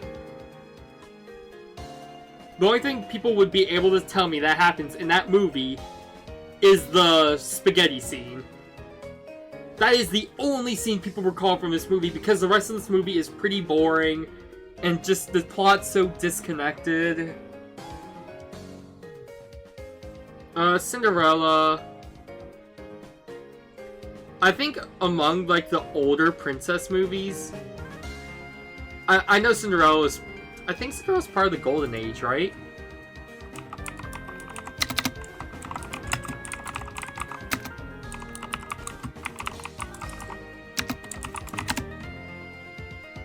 No, 1950. Okay, so it is an older Disney movie.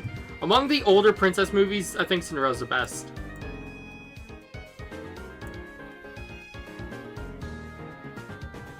Actually, no, I think the dwarves are more fun than the mice. And at least Cinderella does have more agency than Aurora. Pinocchio. I like Pinocchio. Again, it has the problem where the plot's really disjointed. But at least we care about Pinocchio.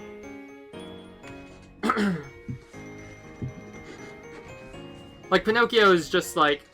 We at least get to see Pinocchio doing his thing. Bambi. Bambi is just a slideshow of, oh, look at this cute animal. Look at this cute animal doing cute animal things. There's no real plot. Which, if I'm watching a movie, I want a plot. If I wanted to... I mean, I get it, when it first came out you couldn't do this, but nowadays, if I wanted to see cute animals doing cute stuff, instead of watching an animated movie about it, I would just look up cute animal videos.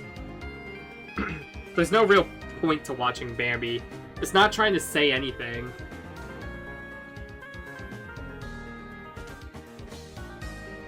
Like, there's... like, there's no theme. There's no theme to it. There's no story. No lesson. It's just deer being a deer. Peter Pan! Problematic depictions of Native Americans beside. It's probably right here for me. It's fun, but the Lost Boys are a little annoying.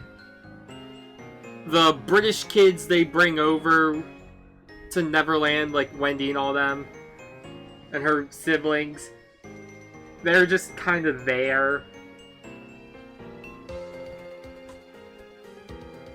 It's just one of those movies where it's like, yeah, it has its fun moments, but it's also just like, eh. Dumbo. Again, I think Dumbo's down here for me. It's just one of those movies where it's just like, okay, what happens? Tell me right now what happens. It's just kind of forgettable. The only thing people remember is the Pink Elephant Parade scene where they get drunk. Alice in Wonderland, it's a fun movie. It at least gives me more feeling than Pinocchio. The plot's pretty basic. Well, the plot's not basic because everything's weird. But, like, it's mostly just Alice goes here, weird thing happens. Alice goes there, weird thing happens. There's not, like, a centralized story to connect you with Alice, you know? Big Hero 6. It's a good movie. I really like it. I don't like the twist hero. Or the twist villain. So it's probably going bottom A tier for me.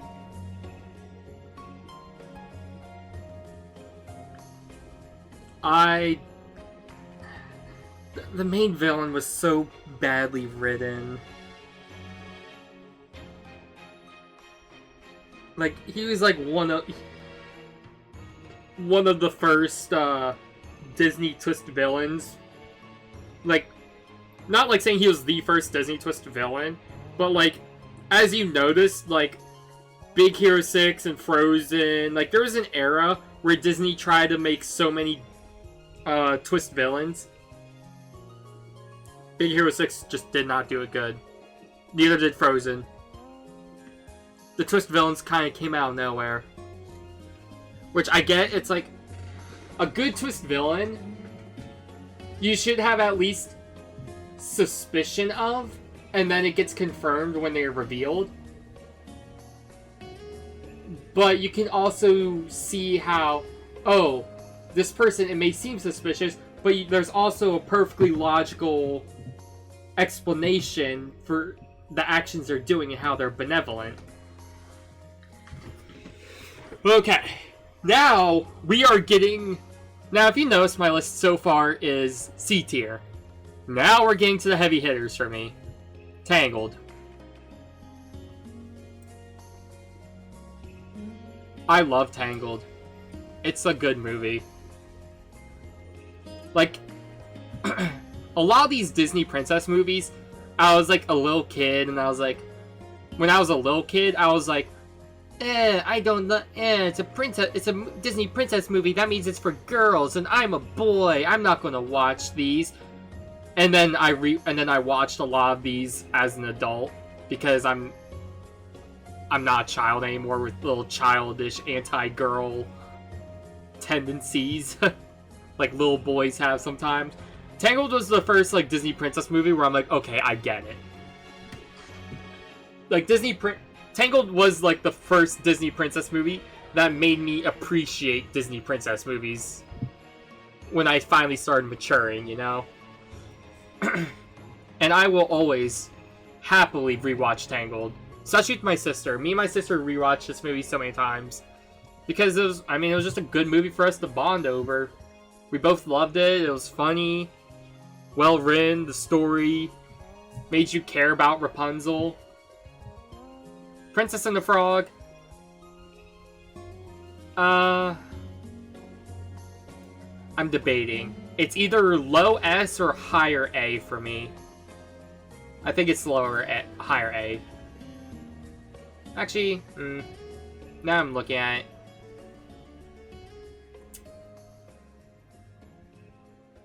I think it's right there for me. It is a good movie. It's a great movie. It doesn't hit the highs that Up Here does for me, but it is still a good story. Towards the middle of the movie, it does feel like there's a bit of padding, where it's just like, okay, when are we going to get to the climax? Like, it's not like a rising action, but it just kind of feels like the movie slows down. Which I get, they want to slow it down to kind of build up the romance between the prince and the frog. Because at first, he was just looking for any princess to kiss so he can become a human again. And she was just like... She kissed him because he was like, oh, well, he's going to be a handsome prince, and then but then she got turned to a frog, so she was angry, and then they start falling in love as frogs, and then they're like, oh, I love you as a frog, and then I'll love you as a human, all that. Lion King. Oh, this is either number 1 or number 2 for me. This was by far my favorite movie as a kid. This was my number 1 movie as a kid. This is my most rewatched movie as well. All the songs in this movie are good. The animation's beautiful. The story is really intense. And even in the parts of the story where it slows down, like when Simba is just living his own life with Timon and Pumbaa, it also shows, like, how he is giving up his responsibilities, and in the slower parts of the movie are about how his character has changed, where he's no longer excited to be king. He's now become lazy, and he doesn't want responsibilities, until Nala comes back, reminds him of his responsibilities, and now he's conflicted. And then the slowest part of the movie is quickly picking back up, where the slow part of the movie only lasts like a couple minutes, and it's just again to show his change of character and how he's gone older. But then Nala quickly brings the movie back up to speed, and then he has the vision from his father, and he realizes what he has to do, and then the climax happens. Really great movie. Bolt. Again, Bolt's a movie I have a lot of nostalgia for. I think I honestly... It's not a great movie, but I love Bolt so much. I don't know why I love this movie so much. It's so simple. But, again, like Oliver and Company, rose-tinted glasses, this is another favorite of mine as a kid. And even if I watch it now, I still get enjoyment. I love Bolt, I love Mins, Rhino's an alright character, Miley Cyrus is in this movie's Penny. And I honestly, I just like the little road trip they go on. And it's really interesting seeing, like, you know, the story of Mins trying to teach Bolt how to be an actual dog, because he never got the chance to be an actual dog. He was born and raised to be a movie star who believed he was a super dog, and that was cool.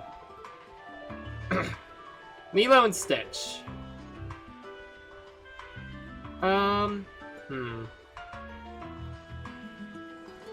I think Lilo and Stitch is probably right here for me.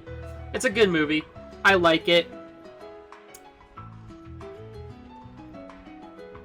But it's, you know, it's... I don't know what to say. Okay, I feel like, again, it has that kind of problem where some parts of the movie feel a little bit disconnected. I mean, of course, they want to give you time to show off Lilo and Stitch bonding. But, honestly, I probably have more memory of the... I probably have more feelings about the TV show than the movie. I mean, the movie is good, but... Or, actually, the movie is great, but... Moana... I'm going to say Moana's right here for me. Actually, no. I'm going to say I like Atlantis more. Moana's a good movie. It's a great movie. I see the hype for Moana way more than I saw the hype for Frozen.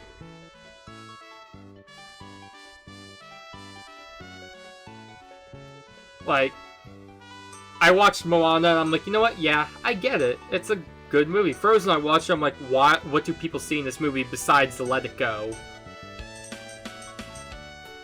So yeah. Alright, we're going to move on to the next tier list.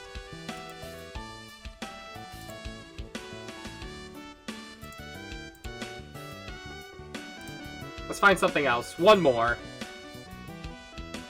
300 franchises? Jeez. How much time? I mean, I could do franchises. Filmmaking. You know what? Let's just take a little peek in.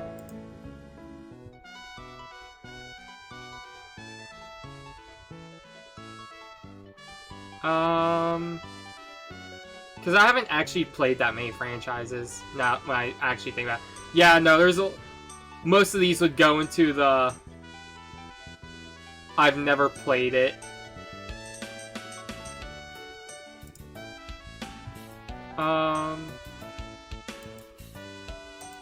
No, I don't want to make a live event. What? Hold on.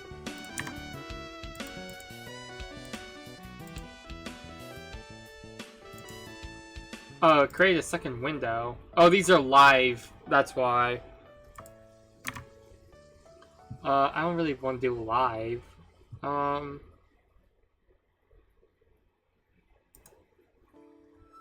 are these looking? Again, I'm just not much... I haven't played many video games compared to some other people.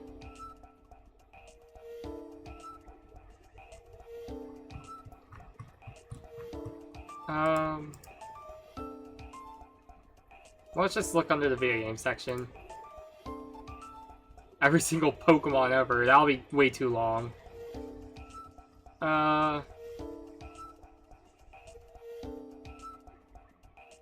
Ace Attorney characters. You know what? Yeah.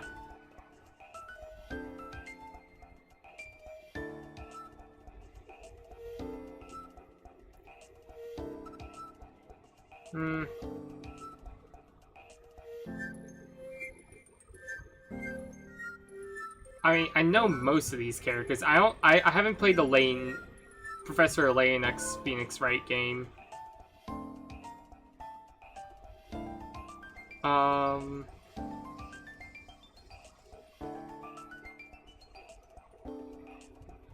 Maybe. Let's go back.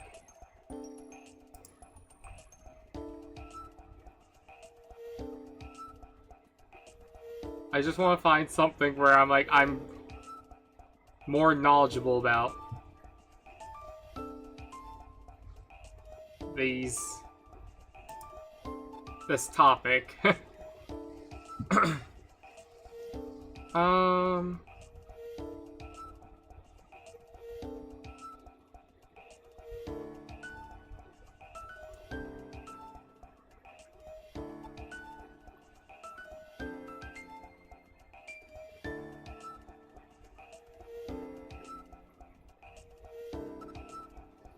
Garden of freaking Ban.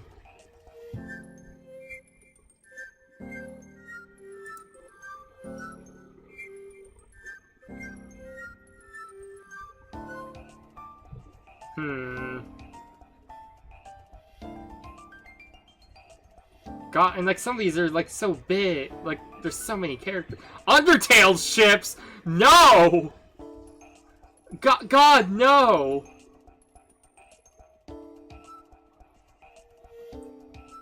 Ugh.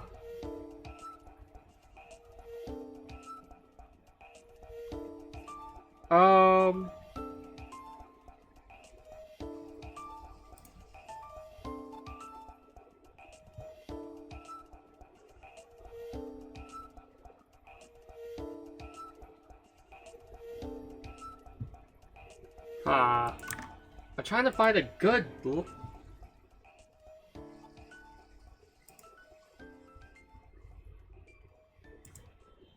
Sonic EXE. God,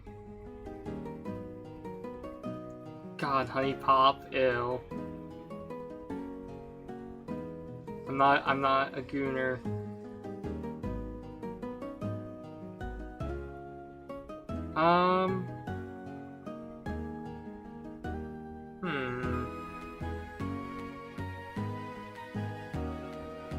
Yandere's sim characters.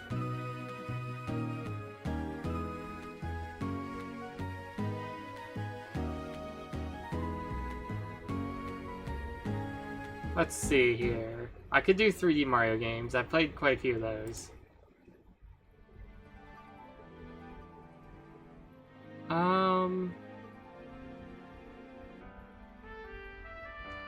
Hold on, let me see here.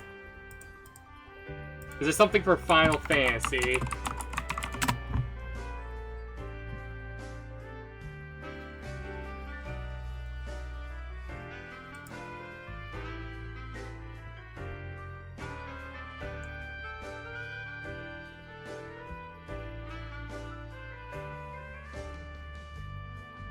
I don't know if I want to do this one.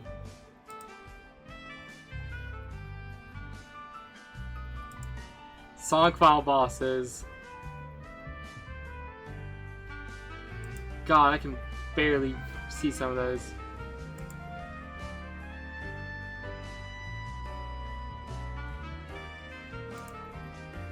God, I just don't know what to do.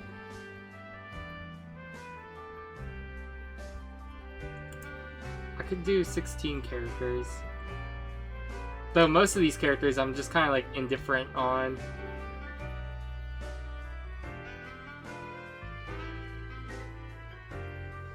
I guess there is like no strong feelings.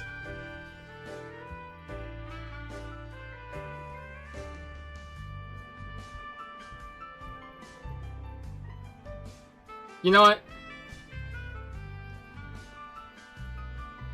I do have enough memory of these characters where I can at least judge most of them.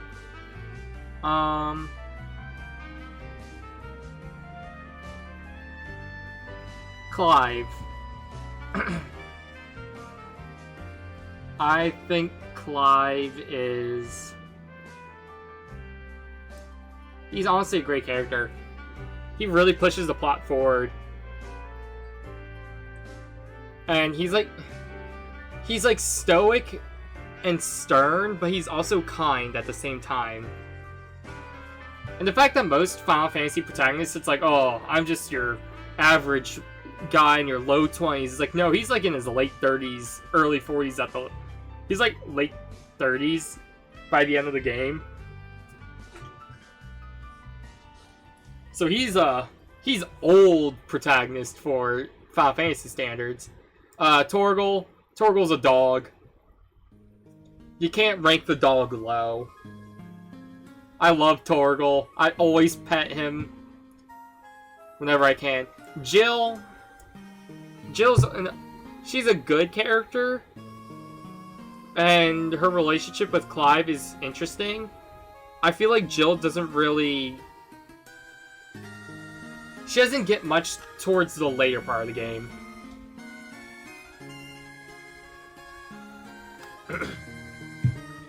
Jill just kind of, Jill is really just, you know... She hasn't... I don't want to give too many spoilers. So Jill... When she and Clive start actually having their romance, that's when she becomes more of an interesting character who's actually getting to be part of the plot and have consequences. Oh,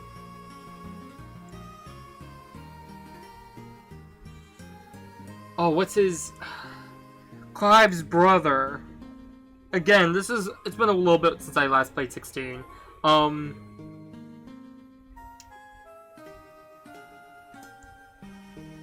Oh, what's...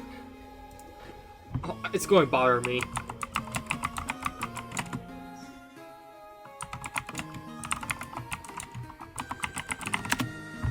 Joshua! I like Joshua. I like Joshua more than Jill.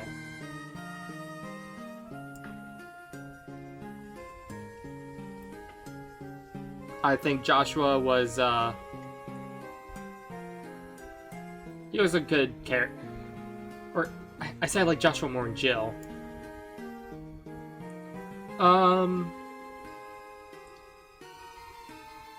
Like, yeah, Joshua, he had so much agency in the game.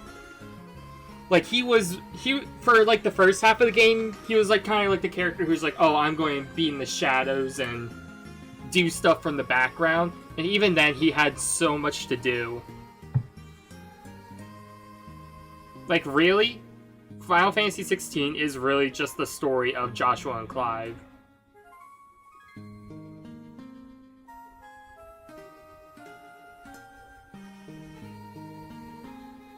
Alright. Who's that? Is that... Okay, yeah, that's Sid. The pictures aren't the best on this, so I had to, like, squint a little bit. I'm like, is that Sid? Yeah, that's Sid. I fucking love Sid. He's just like...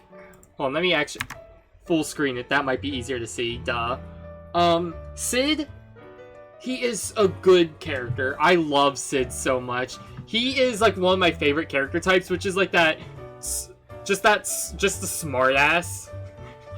He's a smartass, but he's also like really friendly to people he likes. Like his relationship with Clive is really interesting. How Clive at first is just like, I do not trust this man. I do not want anything to do with this man. I just want to go on my way. And then Sid is just like... Sid gives him an opportunity. And once Clive takes it, they're like, yeah, I would die for you, brother.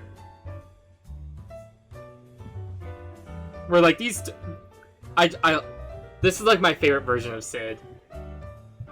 What's her name? Is her name Bernadetta?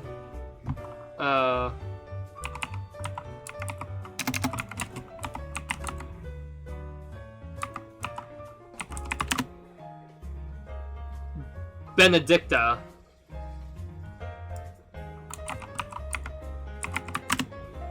Yeah, Benedicta. She's, you know, she's the bitch.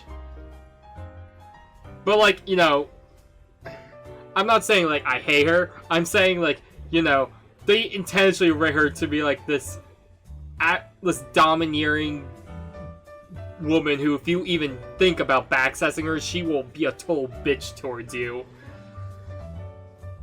She also her relationships in the game.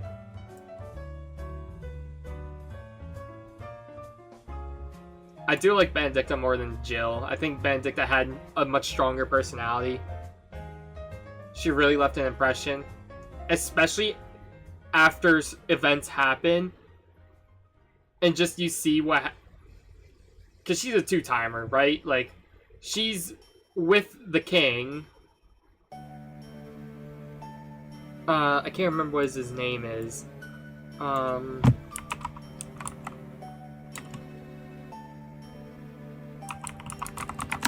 What was his name?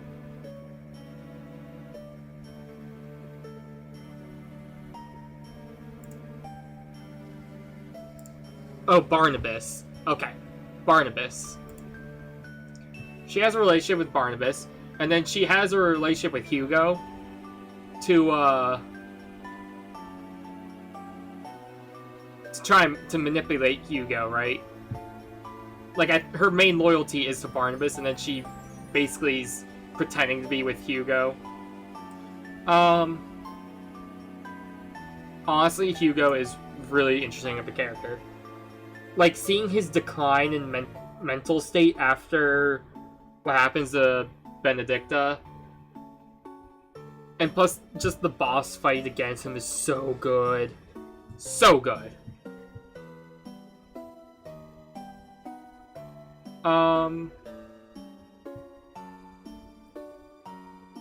Okay. Prince. I love the Prince character. I love characters who are so honor-bound, like him.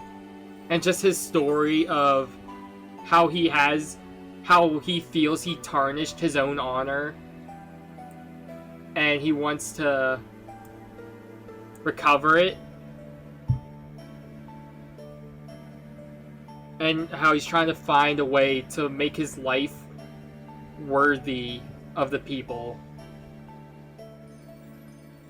And honestly, and you know, he is like the first openly gay Final Fantasy character, so that's also based. Barnabas. I think as this list goes on, we're just going to get lower and lower because it's like characters didn't really do much. Barnabas, I think he's a B tier. He's just... He doesn't show himself... Actually, no. Now I'm thinking about it, Barnabas manipulating everything, we see it throughout the game, and it's just so, like, methodical. And he's so stoic. Like, he doesn't care.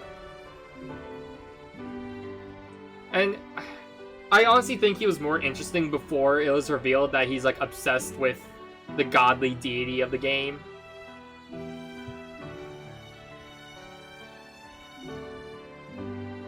Because then he just kind of becomes a simp for the god.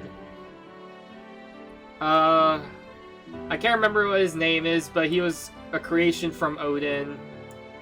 He's just kind of plain. He just does what his master orders him to do. God of the character. godly character. Interesting backstory.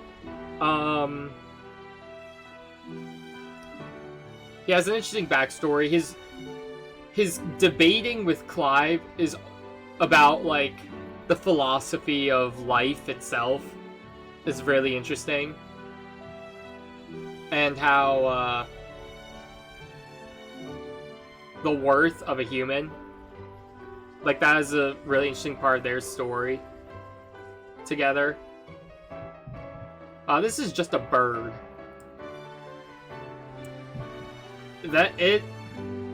You have a side quest to get this bird, so you can ride around and traverse the fields faster. And, I mean, it's your ride. It's pretty neat, but it has a pretty neat side quest, but it's alright.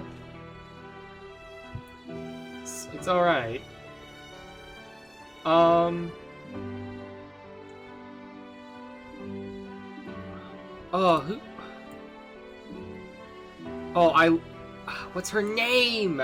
I keep forgetting these characters' names because there's so many characters in 16. Sharon. Yeah, I like Sharon. She has a good, her, like, no-nonsense attitude. But she also is very kind to others, even if she doesn't want to show it.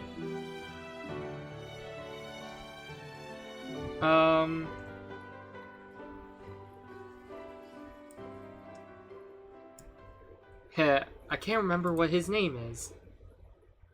I think it starts with a B?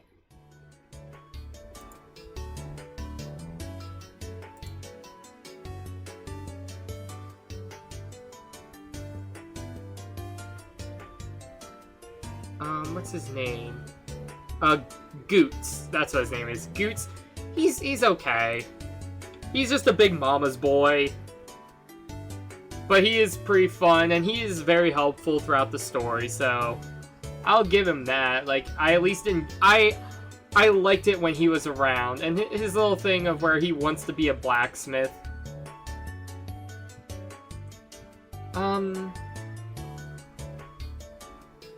Her. She is...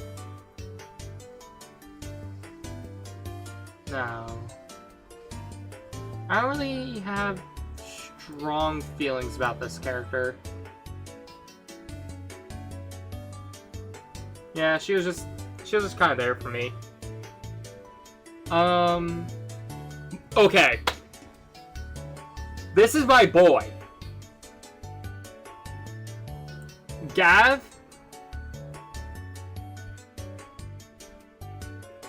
He is the... Like Sid, he is Clive's ride or die brother. Like, I love Gav. He's like the biggest sweetheart. He's like, he's so kind. He is such a loving person, and just his dialogue and back and forth with Clive is always so good. I always got happy when I'd see Gav. I'd be like, it's my boy, Gav!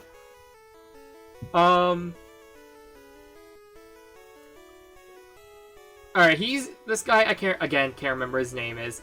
But he is basically just the second command at, the base.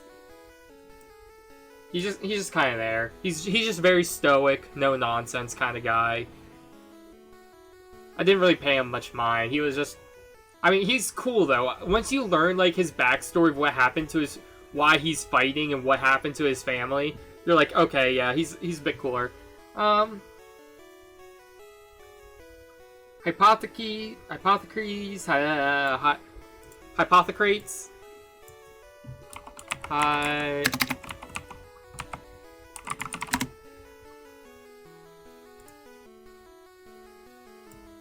What's his name?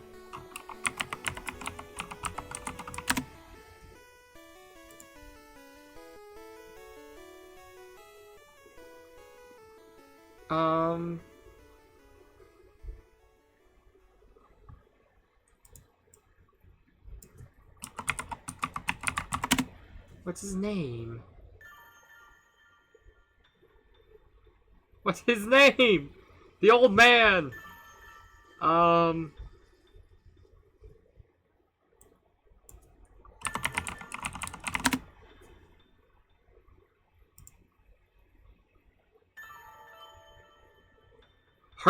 Harpocrates. Harpocrates. He's alright. Again, I think he at least has a bit more personality. He's just the knowledgeable, old, wise man who gives advice. This guy, I don't really have strong feelings for. I don't have strong feelings for her either. They're just, people who gave you rewards for getting reputation high enough. The Vixen. That was her nickname. She was alright.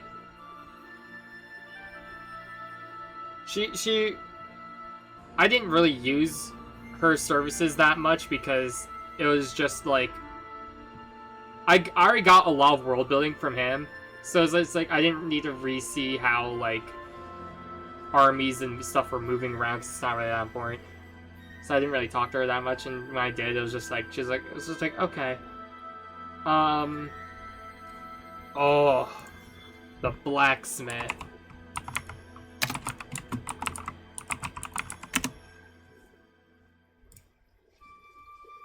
Blackthorn. I love Blackthorn.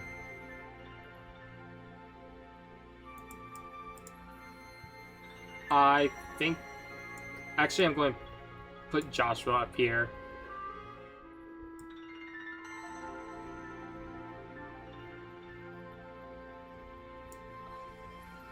I was going to put him higher, but then I'm like, because of his lack of story relevance, main story relevance, he gets really good in side quests involving him.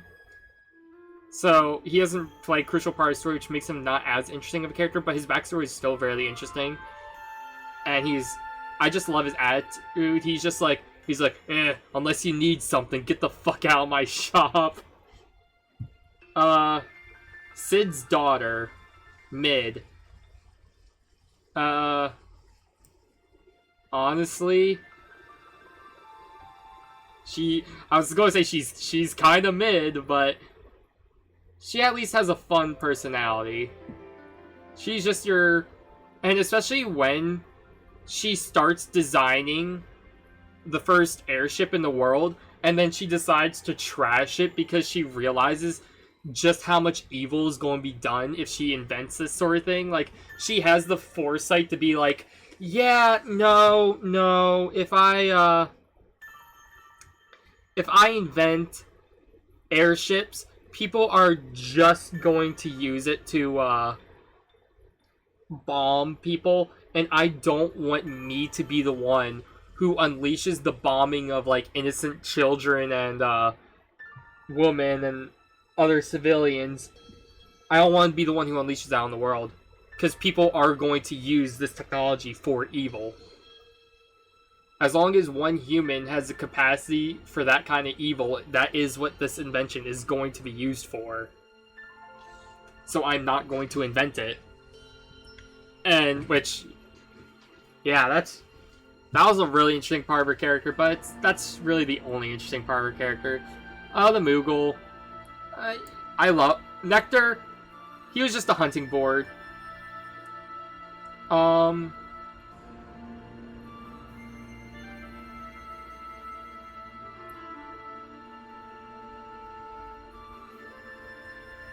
Okay, I also loved his story. His story was really good. Of being betrayed, rising an army to take out the guy who betrayed him. And then after it was all said and done, and basically, his home gets, chemical warfare. And he's like, oh, what do I do now? And the people are like, oh, we'll go wherever you go, because we're family. Like, I'm like, oh, I like his story. Martha.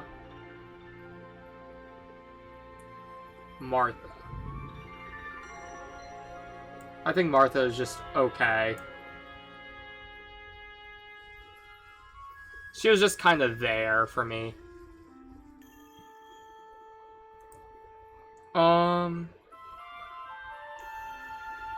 I like her. She was definitely, she has a lot of agency in the town she was in, and I like that. I like characters who have agency in what they do. Because it makes them more important to the story, you know? I really liked him.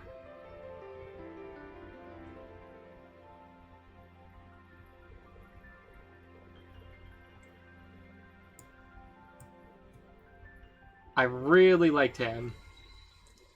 He's probably, like, there's, like, the 3 people who own the main towns. Like, there's, in the areas, there was, the barkeep, the prostitute, and the weaponsmith guy, this one.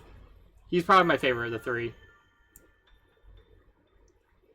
Just his story of how he was, branded, or he was unbranded, so he never got the brand on him. He's been trying to live his life as a normal person until it gets revealed to everybody.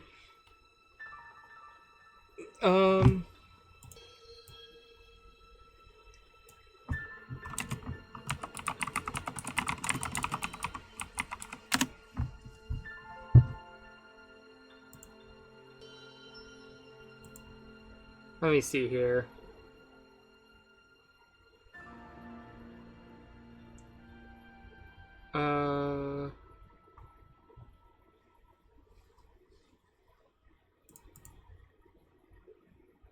I'm trying to think, are these characters the one I'm thinking of?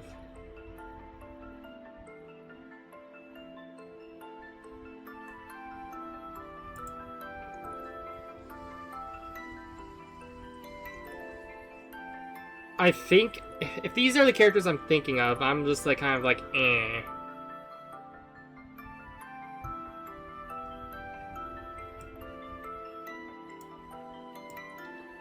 Yeah, if these are the characters I'm thinking of, then they're kind of just like, ick.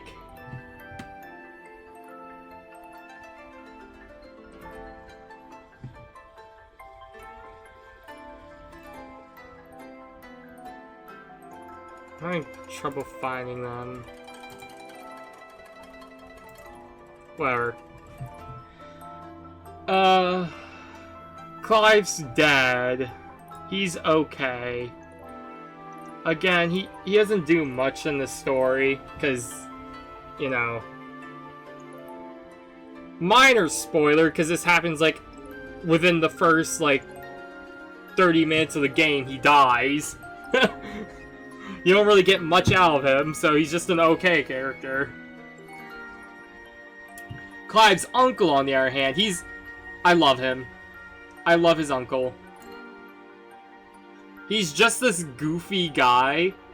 Well, he's like goofy, but he's a stage man, you know? Like, he is all about the theatrics. And the fact that he was like, oh, I'll show you why I was once called the Executioner. And just how he wields his axe, he's always funny. This guy's, he's okay. Not much personality to him. This girl is the girl who looks after Joshua, if I'm correct in recognizing her face. She was okay. Who is this? Oh, these...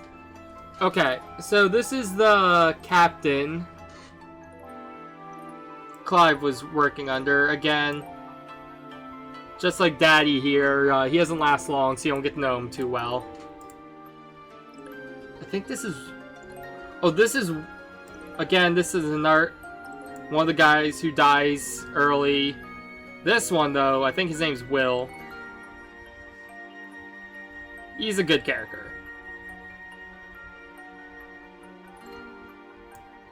His reunion with, Clive was really heartbreaking. Let me just double check his name.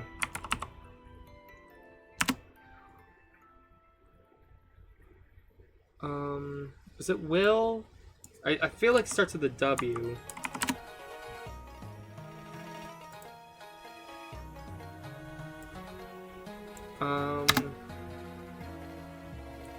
What's his name?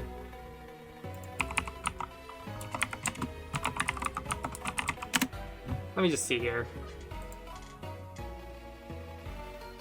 Okay,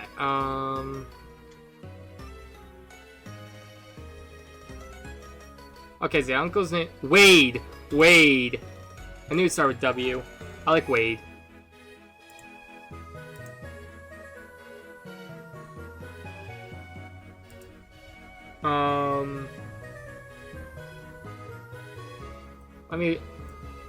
Let me just quickly look through all these character names.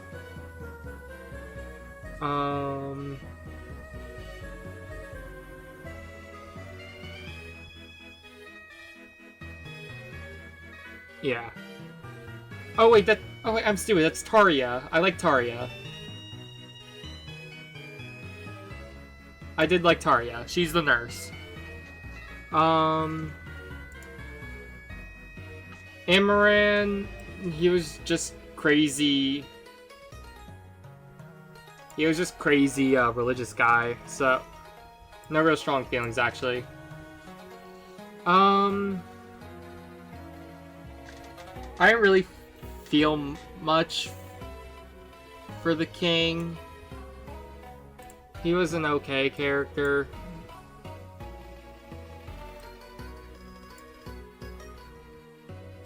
You know what?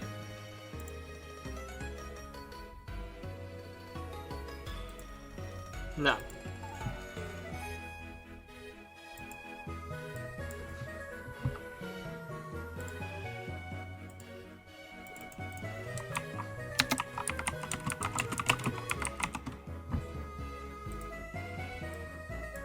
I hated this lady.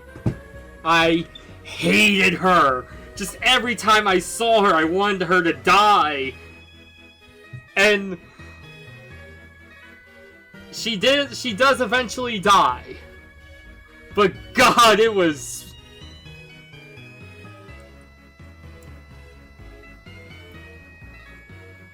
Actually, I don't really have strong things for them either. You know what? I'm actually going to just delete that. I don't really think there's like... She's the only character who I'm like, oh, I have strong anti-feelings for. And this is just a... She's just a child. She doesn't really do much. She just finds the gay prince and helps him recover.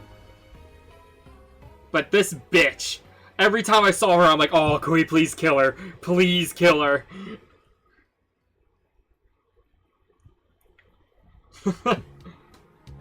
Alright. I'm going to save this.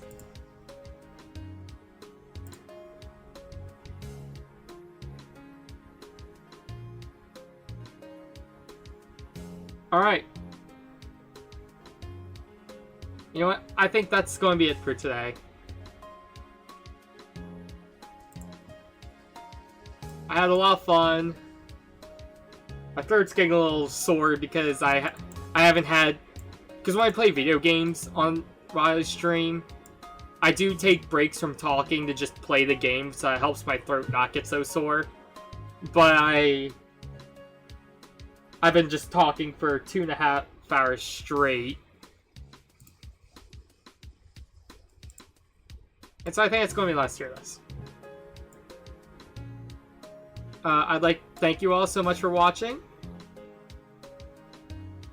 I hope you all have a lovely rest of your days. Until next time, I'll see you later.